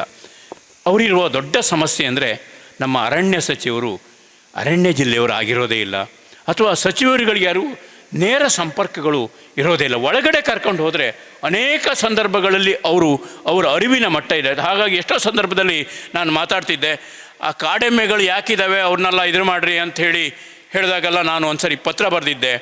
ಈ ಜನಪ್ರತಿನಿಧಿಗಳಿಗೆ ವನಸಾಕ್ಷರತೆ ಕುರಿತು ತರಬೇತಿ ಬೇಕು ಅಂತ. ಅದೇನೋ ದೊಡ್ಡ ಪತ್ರಿಕೆಯಲ್ಲಿ ಬರೆದ ಕಾರಣಕ್ಕಾಗಿ ಸರ್ಕಾರ ಕೂಡ ಒಪ್ಪಿ ಅದೊಂದು ಸುತ್ತೋಲೆ ಹೊಡೆಸಿ ಹಣ ಕೂಡ ಬಿಡುಗಡೆ ಮಾಡ್ತೀವಿ. ಎಷ್ಟು ಜನಕ್ಕೆ ತರಬೇತಿ ಆಯಿತೋ ಗೊತ್ತಿಲ್ಲ. ಆದರೆ ಅವರಿಗೆ ದಿವಸ ಕೋಟ್ಯಾಂತರ ರೂಪಾಯಿ ಖರ್ಚು ಮಾಡೋ ಯೋಜನೆ ಮಾಡುವ ಅವರಿಗೆ ನಮ್ಮ ನದಿಗಳ ಬಗ್ಗೆ ಯಾಕೆ ಗೊತ್ತಿಲ್ಲ? ಹೊಯ್ಸಳ ಆಳ್ವಿಕೆಯಲ್ಲಿ ಕೆಲಸ ಮಾಡಿದಂಥ ಒಬ್ಬ ಅಧಿಕಾರಿಯ ಶಾಸನ ಇವತ್ತು ಓದ್ತಾ ಇದ್ದೆ. ಅವನು ಹೇಳ್ತಾನೆ, ತನ್ನೂರಿನ ಯಾರೂ ಹಸಿದಿರಬಾರ್ದು ಅನ್ನೋ ಕಾರಣಕ್ಕಾಗಿ ಅರವಟ್ಟಿಗೆ ಹಣ್ಣಿನ ತೋಟವನ್ನು ಮಾಡ್ತಾರೆ, ನೀರಿನ ವ್ಯವಸ್ಥೆಯನ್ನು ಮಾಡ್ತಾರೆ, ಆಹಾರ ಧಾನ್ಯವನ್ನು ಬೆಳೆಸುವಂಥಕ್ಕೆ ಕೆರೆಗಳನ್ನು ಕಟ್ಟಿದೆ ಅಂತ, ಎಲ್ಲ ಕಡೆ ಅದನ್ನು ಮಾಡಿದೆ ಅಂತ ಹೇಳ್ತಾರೆ. ಎಷ್ಟು ಒಳ್ಳೆಯ ಗುಣಗಳು! ಯಾರ್ಯಾರು ಕೆರೆ ಮಾಡಿದ್ದಾರೆ ಈ ರಾಜ್ಯದಲ್ಲಿ? ಆ ಕೆರೆಯ ಇತಿಹಾಸ ಓದಿದ್ರೆ ನಮ್ಮ ನದಿಗಳನ್ನು ಉಳಿಸೋದಕ್ಕೆ ದಾರಿ ಏನು ಅಂತ ಗೊತ್ತಾಗ್ತದೆ. 10-11ನೇ ಶತಮಾನದಲ್ಲಿ ಅವ್ರು ಯಾರು ಅಣೆಕಟ್ಟು ಕಟ್ಟಲಿಕ್ಕೆ ಹೋಗಲಿಲ್ಲ. ಹೊಯ್ಸಳರ ಇಡೀ ಚರಿತ್ರೆಯಲ್ಲಿ ಅವರು ಅಣೆಕಟ್ಟು ಕಟ್ಟಿದ ಮಾಹಿತಿ ಇರೋದಿಲ್ಲ, ಕೆರೆಯನ್ನು ಕಟ್ಟೋದಕ್ಕೆ ಮಾಹಿತಿ ಸಿಗ್ತದೆ. ಇಷ್ಟೆಲ್ಲ ಅದ್ಭುತ ಕೆಲಸಗಳಿರುವಾಗ ಚರಿತ್ರೆಯನ್ನು ಓದದೆ ನಾವು ಮರ್ತಿದ್ದೀವಿ. ಒಂದು ಮರ ಇದೆ, ಬನ್ನಿ, ಈ ಮರ ನಿಮ್ಮೂರಲ್ಲೇ ಇದೆ. ಕರ್ನಾಟಕದ ಪ್ಲಾಂಟೇಶನ್ ಫಾರೆಸ್ಟ್ರಿಯ ಅತ್ಯಂತ ಹಳೆಯ ದಾಖಲೆಗಳು ಅಥವಾ ರಿಜಿಸ್ಟ್ರಿ ಏನಾದ್ರು ಇದ್ದರೆ ಅದು ಇಲ್ಲೇ ಇರಬೇಕು. ಯಾಕೆಂದರೆ 1865ರಲ್ಲಿ ಕರ್ನಲ್ ಫ್ಯಾಟನ್ ಅನ್ನೋನು ಇಲ್ಲಿ ಮೊದಲು ರಬ್ಬರ್ ತೋಟ ನೆಟ್ಟಿದ್ದು. ನೋಡಿ, ನಿಮ್ಮ ಯೋಗ ಏನಿದೆ ಅಂದರೆ ಆ ರಬ್ಬರ್ ಎಲ್ಲ ಸತ್ತೋಯ್ತು. 1865 ಪೂರ್ವದಲ್ಲಿ ರಬ್ಬರ್ ನೆಡುವ ಪ್ರಯತ್ನ ಆಗಿತ್ತು, ಆ ರಬ್ಬರ್ ಸತ್ತೋಯ್ತು, ಸಾಗವಾನಿ ತೋಟ ಆಯಿತು. ಈಗ ಕರ್ನಾಟಕದಲ್ಲಿ ಉಳಿದಿರುವ ಅತ್ಯಂತ ಹಳೆಯ ಮರ ಅದು 2001ರಲ್ಲಿ SN ರೈ ಅಳವಡಿಕೆ ಅಳೆದಾಗ 11.25 ಅಡಿ ಸುತ್ತಳತೆ ಇತ್ತು. ಆ ಮರ ತನ್ನ ಚಹರೆಯನ್ನು ಬದಲಿಸ್ತಾ ಇದೆ. ಯಾಕೆಂದರೆ ಆ ಮರವನ್ನು ಹೆಚ್ಚು ಕಡಿಮೆ ಒಂದು 20-25 ವರ್ಷದಿಂದ ನಾನೇ ಫೋಟೋಗ್ರಫಿ ಮಾಡ್ತಾಯಿದ್ದೀನಿ. ಅದು ಮೊದಲು ಯಾವ ಕಾಂಡ ಸ್ವರೂಪ ಇತ್ತು, ಈಗ ಸ್ವರೂಪ ಚೇಂಜ್ ಆಗಿದೆ. ಮೊದಲು ನೀರನ್ನು ಹೊರಗೆ ಹಾಕೋದಕ್ಕಿದ್ದ ಸ್ವರೂಪಕ್ಕೂ ಈಗಿರೋ ಸ್ವರೂಪಕ್ಕೂ ಬದಲಾವಣೆ ಆಗಿದೆ. ಬ್ರಿಟಿಷರು ಯಾಕೆ ನದಿ ಅಂಚಿಗೆ ಸಾಗವಾನಿ ಬೆಳೆಸಿದ್ರು ಅಂದರೆ ಅವರಿಗೆ ಲಾರಿ ಬರ್ತದೆ ಅಂತ ಗೊತ್ತಿರಲಿಲ್ಲ. ಪ್ರವಾಹ ಕಾಲದಲ್ಲಿ ಕೆಳಗೆ ಕಡ್ದಾಕೋದು, ಕೆಳಗಡೆ ತಗೊಂಡು ಹೋಗೋದು, ಇದು ಮಾಡೋದು ಅಂತಿತ್ತು. ಹಾಗಾಗಿ ಬ್ರಿಟಿಷರು ನದಿ ಕಣಿವೆಯಲ್ಲಿ ಸಾಗವಾನಿ ಮಾಡಿ ಮೊಟ್ಟ ಮೊದಲ ನದಿ ಹಂತಕರಾಗಿ ಈ ನೆಲದಲ್ಲಿ ನಿಂತರು. ಕಾಳಿ ಕಣಿವೆಯನ್ನು ಸಾಗವಾನಿ ಕಾರಣಕ್ಕಾಗಿ ಕೊಂದರು, ಬೇಡ್ತಿ ಕಣಿವೆಯನ್ನು ಮಾಡಿದರು. ಶರಾವತಿ ಬಚಾವಾದ್ಲು. ಆದರೆ ಶರಾವತಿಯಲ್ಲಿ ಇನ್ನೊಂದು ಪ್ಲ್ಯಾನ್ ಇತ್ತು ಅವ್ರದ್ದು. ಮಹಿಮೆ ಗ್ರಾಮದವ್ರು ಯಾರಿದ್ದೀರಿ? ಮಹಿಮೆ ಗ್ರಾಮ, ನಿಮ್ಮ ಇಡೀ ಗ್ರಾಮದ ಕಾಡನ್ನು ಕಡಿಯೋದಕ್ಕೆ ಜನ ಬರಬೇಕಿತ್ತು. ಅದಕ್ಕೆ ಬ್ರಿಟಿಷರು ಜಂಗಲ್ ಮಹಲ್ ಅಂತ ಯೋಜನೆಯನ್ನು 1918ರಲ್ಲಿ ಆರಂಭಿಸಿದರು.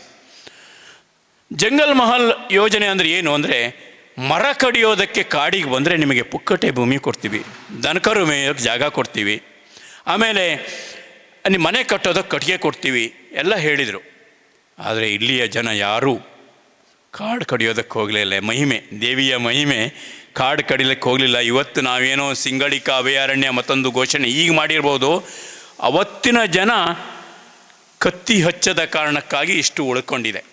ನಾವು ಇವತ್ತು ತಮಾಷೆ ಅಂದರೆ ನಮ್ಮ ಸರ್ಕಾರ ಕಾನೂನು ಹಿಡ್ಕೊಂಡು ನಮಗೆ ಪಾಠ ಮಾಡ್ತದೆ.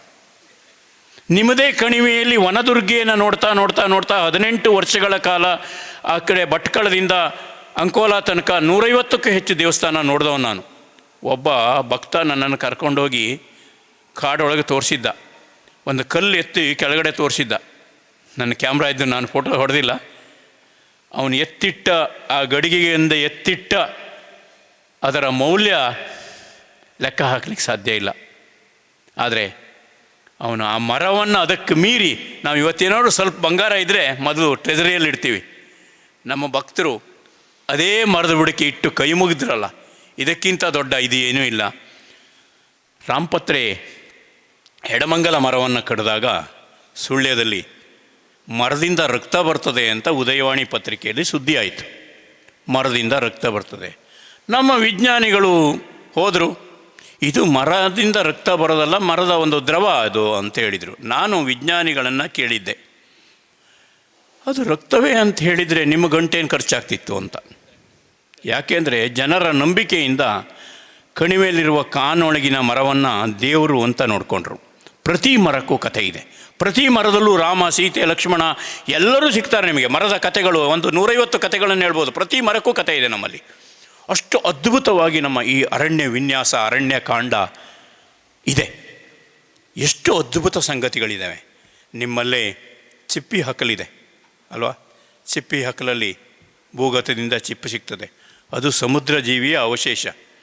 ಅರೆ, ಅದು ಎಷ್ಟು ವರ್ಷ, ನಮ್ಮ ಏನೇ ಮಧ್ಯಸ್ಥರು ಅದನ್ನು ಕಾರ್ಬನ್ ಡೇಟಿಂಗ್ ಪರೀಕ್ಷೆಗೆ ಒಳಪಡಿಸಿದಾಗ 5000 ವರ್ಷಗಳ ಹಿಂದೆ ಅಲ್ಲಿ ಸಮುದ್ರ ಇತ್ತು ಅಂತ ಗೊತ್ತಾಯಿತು. ಆ ಸಮುದ್ರ ಅಲ್ಲಿತ್ತು ಅಂತಂದರೆ ಜೋಗ ಜಲಪಾತದಲ್ಲಿ ನೀರು ಬೀಳುವಾಗ ಆ ಸಿಂಪರಣೆ ಆಗ್ತದಲ್ಲ, ಅಲ್ಲೊಂದು ಜೀವಿ ಬದುಕೊಂಡಿದೆ, ಮೃದ್ವಂಗಿ. ಅದು ಸಮುದ್ರದ ಜೀವಿ. ಪಾಪ ನೆಂಟರೆಲ್ಲ ಉಳಿದವ್ರು ಅಲ್ಲಿ ಹೋಗಿದ್ದಾರೆ, ಅದೊಂದು ಅಲ್ಲಿ ಮನೆ ಮಾಡ್ಕೊಂಡಿದೆ ನೋಡಿ. ಆ ಜಲಪಾತದ ನೀರು ಸಿಂಪಡಣೆ ಆಗುವಲ್ಲಿ ಒಂದು ಜೀವಿ ಉಳ್ಕೊಂಡ್ರೆ ಅವ್ರ ನೆಂಟರೆಲ್ಲ ಉಳಿದವರಿದ್ದಾರೆ. ಈ ಲೋಕದಲ್ಲಿ ಏನೇನಾಗಿದೆ ಅಂತ ನೋಡ್ತಾ ಹೋದರೆ ಎಷ್ಟು ಸಂಗತಿ ಒಂದು ನದಿ ಕಣಿವೆಯಲ್ಲಿದೆ. ಮಕ್ಕಳಿಗೆ ತಾಳೆ ಗಂಜಿ ಕುಡಿದವ್ರು ಯಾರೂ ಇರಲಿಕ್ಕಿಲ್ಲ. ಬಹುಶಃ ತಾಳೆ ಹಿಟ್ಟು ಉಳಿಸ್ಕೊಂಡು ನಾವೊಬ್ಬನೇ, ನನ್ನ ಹತ್ರ ತಾಳೆ ಹಿಟ್ಟಿದೆ. ಯಾಕೆ ಅಂದರೆ ಇಡೀ ತಾಳೆ ಮರದ ಬಗ್ಗೆ ಅಧ್ಯಯನ ಮಾಡಿದ ಬ್ರಿಟಿಷ್ ಅಧಿಕಾರಿ 113 ವರ್ಷದ ನಂತರ ನಾನು ಅಧ್ಯಯನ ಮಾಡಿದ್ದಿಲ್ಲಿ. ಅವನ ನೆನಪಿಗೆ 113 ತಾಳೆ ಸಸಿಗಳು ನಮ್ಮನೆ ಪಕ್ಕದಲ್ಲೇ ಮರವಾಗಿ ಗಿಡವಾಗಿ ಬೆಳೀತಾ ಇದ್ದಾವೆ. ಅವತ್ತು ತಾಳೆ ಹಿಟ್ಟನ್ನು ತಗೊಂಡೋಗಿ ಹಿಟ್ಟು ರಕ್ಷಣೆ ಮಾಡಿದ್ದೀನಿ. ತಾಳೆ ಗಂಜಿ ಬಡವರ ಆಹಾರ ಆಗಿತ್ತು. ತಾಳೆ ಗಂಜಿ ಜೋರಾಗಿ ಮಳೆ ಬೀಳುವ ಜಾಗದಲ್ಲಿ ಗಂಟ್ಲು ಆರೋಗ್ಯ ಚೆನ್ನಾಗಿಡೋದಕ್ಕೆ ಸಾಧ್ಯ ಆಗ್ತಿತ್ತು. 7 ಸರಿ ತೊಳೆದು ತಾಳೆ ಗಂಜಿ ಮಾಡಬೇಕಿತ್ತು. ಒಂದು ಮರದಲ್ಲಿ 5 ಕ್ವಿಂಟಲ್ ಸಿಗ್ತದೆ. ಯಾರ್ಯಾರ ಮನೆಗೆ ಎಷ್ಟೆಷ್ಟು ತಾಳೆ ಮರ ಇದೆ ಹೇಳೋ ಲಿಸ್ಟು ಬ್ರಿಟಿಷ್ ಕಾಲದಲ್ಲಿ ಹಾಗಾಗಿತ್ತು. ನೋಡಿ, ಒಂದು ಬದುಕು ಹೇಗಿತ್ತು ನಮ್ಮ ನೆಲದ್ದು ನಮಗೆ ಗೊತ್ತೇ ಇಲ್ಲ. ಅದೇ ತಾಳೆ ಮರವನ್ನು ಬಡವರು ಆಹಾರವಾಗಿ ಬಳಸಿದರೆ ನೆಕ್ಸ್ಟ್ ಮನೆಯಾಗಿ ಬಳಸಿದರು. ಈ ತಾಳೆ ಹೆಡೆಗೆ ಟ್ಯಾಕ್ಸ್ ಹಾಕಿದ್ರು ಬ್ರಿಟಿಷರು. ಬಡವರು ಹೋರಾಡಿದರು. ತಮಗೆ ಇದು ಏನು ಆ ತಾಳೆ ಮರ ಹೂ ಅರಳಿಸಿ ಎಷ್ಟು ವರ್ಷಕ್ಕೆ ಹೂ ಅರಳಿಸ್ತದೆ ಅಂತ ಅಧ್ಯಯನ ಮಾಡೋದಕ್ಕೆ 30 ವರ್ಷ ಬೇಕಾಯಿತು. ಯಾಕೆಂದರೆ ಇಲ್ಲಿ ಎಲ್ಲ ಕೇಳಿದ್ರೆ ಒಬ್ಬ 1000 ವರ್ಷ ಅಂದ್ಬಿಟ್ಟ ಮರಾಠಿ. ಆಮೇಲೆ ಸಿರ್ಸಿಯಲ್ಲಿ ಒಬ್ಬ ಇವನಿದ್ದ ನಗರಸಭಾ ಅಧ್ಯಕ್ಷ, ರೋಡ್ ಸೈಡ್ ನೆಟ್ಟಿದ್ದ. ಹೋಗಿ ನೋಡ್ಲಿಕ್ಕೆ ಹೋದ್ರೆ ಸಸಿನೇ ಇರಲಿಲ್ಲ ಅಲ್ಲಿ. ಸರಿ, ಹೊನ್ನಾವರದಲ್ಲಿ ಒಂದು ಪೇಟೆ ಹಂಚಿ ಒಂದು ಮರ ಇತ್ತು. ಅವನ ಹತ್ರ ಹೋಗಿ ಕೇಳೋಣ, ನೋಡಿದ್ರೆ ಕಾಗೆ ಕೂತ್ಕೋತದೆ ಅಂತ ಮರ ಕಡ್ದುಬಿಟ್ಟಿದ್ದ. ಸರಿ, ಬೇಡ ಅಂತೇಳಿ ಅವರು ಶ್ರೀಲಂಕಾಕ್ಕೂ ರೈಲ್ವೆ ಸ್ಟೇಷನ್ ಪಕ್ಕದಲ್ಲಿರೋ ಮರದ ವಯಸ್ಸನ್ನು ನೋಡಿ ಕೇಳ್ಕೊಂಡು ಬಂದರು. ಅದು ಸುಧಾರಣೆ ಆಗಲಿಲ್ಲ. ಆಮೇಲೆ ಇಲ್ಲೊಬ್ಬ ಮರಾಠಿ ಹೇಳ್ದ, ನಾವು ಕುಂಬರಿ ಕೃಷಿ ಮಾಡ್ತೇವೆ, ಜಾಗ ಬದಲಿಸ್ತಾ ಹೋಗ್ತೇವೆ, ಇಷ್ಟು ವರ್ಷದ ನಂತರ ಇಷ್ಟು ವರ್ಷಕ್ಕೆ ಹೋಗಿದ್ದೇವೆ, ಈ ಅಂದಾಜಿನ ಮೇಲೆ 90 ವರ್ಷ ಅಂತ ಲೆಕ್ಕ ಹಾಕಿದರು. ಇವತ್ತು 90 ವರ್ಷ. ಮೊದಲ ಬಾರಿಗೆ ಒಂದು ಮರದ ಹೆಡೆಯನ್ನು ಅಳಿಯೋದಕ್ಕಾಗಿ, ಲೆಕ್ಕ ಹಾಕೋದಕ್ಕಾಗಿ ಗಾರ್ಡ್ ನೇಮಕ ಆಗಿದ್ದಿದ್ರೆ ಅದು ಹೊನ್ನಾವರದ ತೊಳಸಾಣಿಯಲ್ಲಿ. ಆ ತೊಳಸಾಣಿಯಲ್ಲಿ ಗಾರ್ಡ್ ನೇಮಕ ಮಾಡಿದರು. 2 ತಿಂಗಳನ್ನು ಸರಿ ಕೆಲಸ ಮಾಡಲಿಲ್ಲ ಅವ, ಹಾಗಾಗಿ ಲೆಕ್ಕ ಹಾಕ್ಲಿಕ್ಕೆ ಆಗಲಿಲ್ಲ ಅಂತ ಹೇಳಿದ್ರು. ಇದೆಲ್ಲ ನಾನು ಹೇಳೋದು 1910 ಕತೆ. ಇಷ್ಟು ಕೆಲಸ ನಮ್ಮ ಕಾಡಿನ ಮೇಲೆ ನಡೆದಿದೆ. ಇಲ್ಲಿ ಕಟ್ಟ ಕಡೆಗೆ ಆನೆಯನ್ನು ಕೊಂದು ದಂತವನ್ನು ಹುಗಿಸಿಟ್ಟಾಗ ಅದನ್ನು ಹಿಡಿಯೋದಕ್ಕೆ ಮಾರು ವೇಷದಲ್ಲಿ ಹೋದ ಫಾರೆಸ್ಟರ್ ಮೊನ್ನೆ ರಿಟೈರ್ಡ್ ಆಗಿದ್ದಾರೆ. ನಾನು ಅವನು ಇಂಟ್ರ್ಯೂ ಮಾಡಿದ್ದೀನಿ. ಯಾಕೆ ಇದನ್ನು ಹೇಳ್ತೀನಿ ಅಂತಂದರೆ, ಈ ಜಿಲ್ಲೆಯ ಈ ಕಾಣಿನ ಇದರೊಳಗೆ ಸಾಕಷ್ಟು ಸಂಗತಿಗಳು ಇದ್ದಾವೆ. ನಮ್ಮ ತಾಳೆಗರಿ ಗ್ರಂಥ ಇದೆ, ಸಾವಿರಾರು ವರ್ಷಗಳದ್ದು. ಅದು ಯಾವುದು? ಅದೇ ಎಳೆ ತಾಳೆಗರಿ ಏನು ಕೊರೆಯೋದು, ಅದ್ರ ಮೇಲೆ ಕೊರೆಯೋದು. ಹರಿತಕಿಪುರ ಅಂತಾಗಿತ್ತು ಎಲ್ಲಿ, ನಮ್ಮ ಕತಗಾಲಿಂದ ಒಳಗಡೆ. ಅದು ತಾಳೆಗರಿಯ ಗ್ರಂಥವನ್ನು ಪ್ರತಿ ಮಾಡುವ ಜಾಗ ಆಗಿತ್ತು. ಎಷ್ಟು ಸಂಗತಿ ಇದೆ. ಇವತ್ತು ನಾವು ನೋಡ್ತಾ ಹೋದರೆ ನಮ್ಮದೇ ಹೆಮ್ಮೆಯ ಇಲ್ಲಿಯ ಇತಿಹಾಸ ನಾವು ಮರೆತು ಬಿಟ್ಟಿದ್ದೀವಿ. ಎಷ್ಟೋ ಜನ ನೋಡೋದೇ ಇಲ್ಲ. ನೆಕ್ಸ್ಟ್, ಎಷ್ಟು ಥರದ ಜಲ ಸಂರಕ್ಷಣೆಯ ತತ್ವಗಳು, ಜಾರುಕಟ್ಟುಗಳು, ಆ ಮೀನಿನ ವೈವಿಧ್ಯಗಳು, ಅಪ್ಪೆ ಮಿಡಿಯ ವೈವಿಧ್ಯಗಳು, ಆ ಮಾವಿನ ಮರವನ್ನು ದೋಣಿಗಾಗಿ ಬಳಸುವ ನೀತಿಗಳು. ನೆಕ್ಸ್ಟ್, ಎಷ್ಟು ಸಂಗತಿ ಇದೆ. ಇವತ್ತು ದೋಣಿ ಮರಲು ಕೊಡ್ಲು ಅಂತ ಹೇಳ್ತೀವಿ. ಆದರೆ ಇಂಥ ಜಾಗದಲ್ಲಿ, ಹಾಡಗೇರಿ ಅಂತ ಜಾಗದಲ್ಲಿ ಭೂಕುಸಿತ ಆಗಿತ್ತು. ನೆನಪಿರಬೇಕು, ಸುಮಾರು ವರ್ಷಗಳ ಹಿಂದೆ. ಆಗ ನೋಡೋಕ್ಕೆ ಹೋದಾಗ ನಾನು ಇಲ್ಲಿವರೆಗೆ ಸಿಗಾಕೋ ಬಿದ್ದಿದ್ದೆ. ನನ್ನ ವೀಡಿಯೋಗಳೆಲ್ಲ ಇದೆ, ಇಲ್ಲಿ ಓಪನ್ ಆಗ್ತಾಯಿಲ್ಲ. ವೀಡಿಯೋಗಳೆಲ್ಲ ನನ್ನ ಹತ್ರ ಇದೆ. ನಾನು ಯಾಕೆ ಹೇಳ್ತೀನಿ ಅಂದರೆ, ಯಾವ ಯೋಜನೆ ಇಲ್ಲದರೂ ಅಲ್ಲಿ ಭೂಕುಸಿತ ಆಗುವಷ್ಟು ನಮ್ಮ ಭೂಮಿ ಹಂಗಿದೆ ಅಂತ ಆದಾಗ ಯೋಜನೆ ತಂದರೆ ಇನ್ನೆಷ್ಟು ಆಗ್ಬೋದು ಅಂತ ಯೋಚನೆ ಮಾಡಿ. ಆ ಜಾಗ ನೋಡಿ, ಎಂಥ 100 ಎಕರೆ ಜಾಗಗಳು. ಇದು ಬೇರೆ, ಹಿಂದ್ಗಡೆಯ ಜಾಗ ಎಲ್ಲ ಇಡೀ ಕಾಡೇ ಕಣ್ಮರೆ ಆಗಿಬಿಟ್ಟಿದೆ. ನೆಕ್ಸ್ಟ್, ಇದು ಶರಾವತಿಯ ಈ ಕಣಿವೆಯ ಕಾಡನ್ನು ಕಡಿದಾಗ ತೆಗೆದ ಚಿತ್ರ. ಇಲ್ಲಿ ಟೇಲ್ ರೇಸಿಗೆ ಹೆಂಗೆ ಕಡಿತಾಯಿದ್ರು, ಹೆಂಗೆ ಮಾಡ್ತಾಯಿದ್ರು ಅಂತ.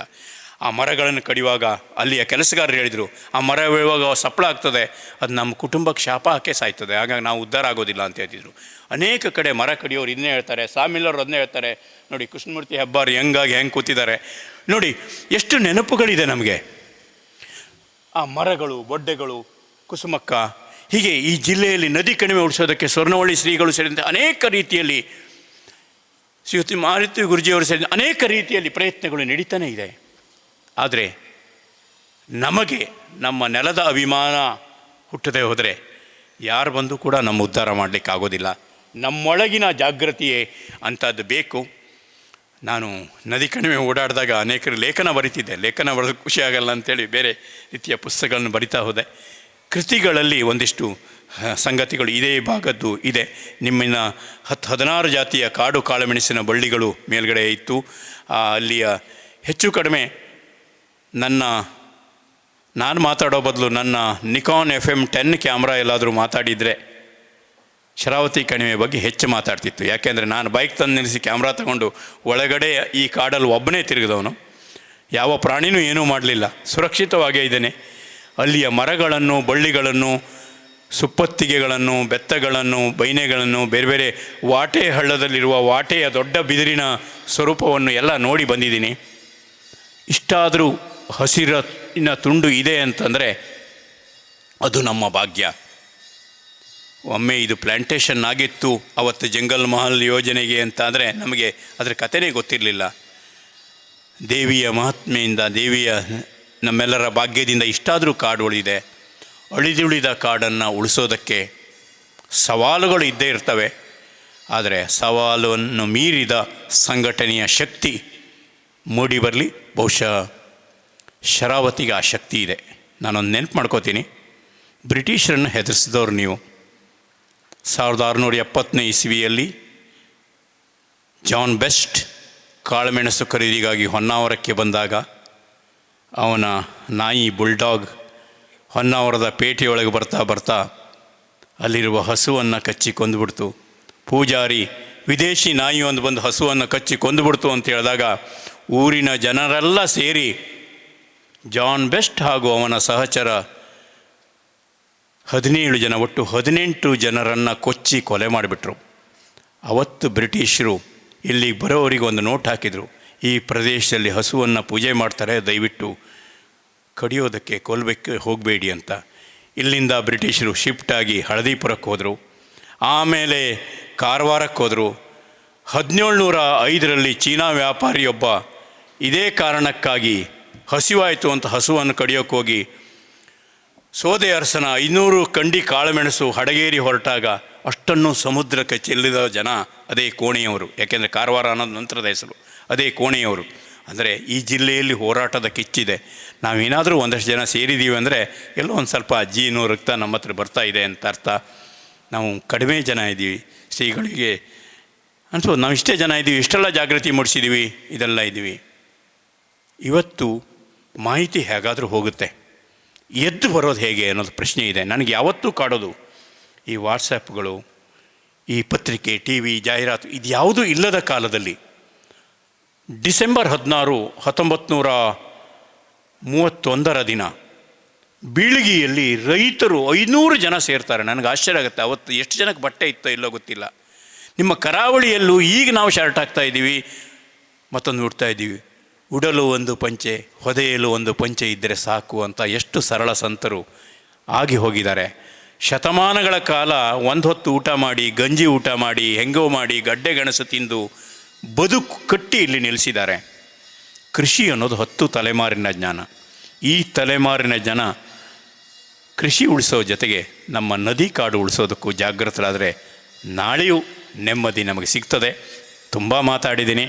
ಮಾತಾಡೋದಕ್ಕೆ ನೀಡಿದ ಅವಕಾಶಕ್ಕಾಗಿ ಕೃತಜ್ಞತೆಯನ್ನು ವ್ಯಕ್ತಪಡಿಸ್ತೀನಿ. ನಮಸ್ಕಾರ. ಪ್ರಕೃತಿಯ ಧ್ವನಿಗೆ ಕಿವಿಯಾಗುವುದು ಎಂದರೆ ಜೀವ ಸಂಕುಲದ ಅಸ್ತಿತ್ವವನ್ನು ಕಾಯ್ದುಕೊಳ್ಳುವುದು. ತಮ್ಮ ಅನುಭವಜನ್ಯ ಮಾತುಗಳಿಂದ ನದಿ ಮತ್ತು ಕಾಡಿನ ನೈಜ ಸ್ಥಿತಿಯನ್ನು, ಬರಗಾಲದ ಸ್ಥಿತಿಯನ್ನು ನಮಗೆ ಬಿಚ್ಚಿಟ್ಟು ನಮ್ಮಲ್ಲಿ ಜಾಗೃತಿಯ ಬೆಳಕನ್ನು ಚೆಲ್ಲಿದ ಶ್ರೀಯುತ ಶಿವಾನಂದ್ ಕಳವೆ ಅವರಿಗೆ ಅನಂತ ಧನ್ಯವಾದಗಳು. ನಿಮ್ಮ ಪ್ರತಿಯೊಂದು ಮಾತು ನಮಗೆ ಹೊಸ ಜವಾಬ್ದಾರಿಯನ್ನು ನೆನಪಿಸಿದೆ. ಧನ್ಯವಾದಗಳು ಸರ್ ನಿಮ್ಮ ವಿಚಾರಗಳಿಗೆ.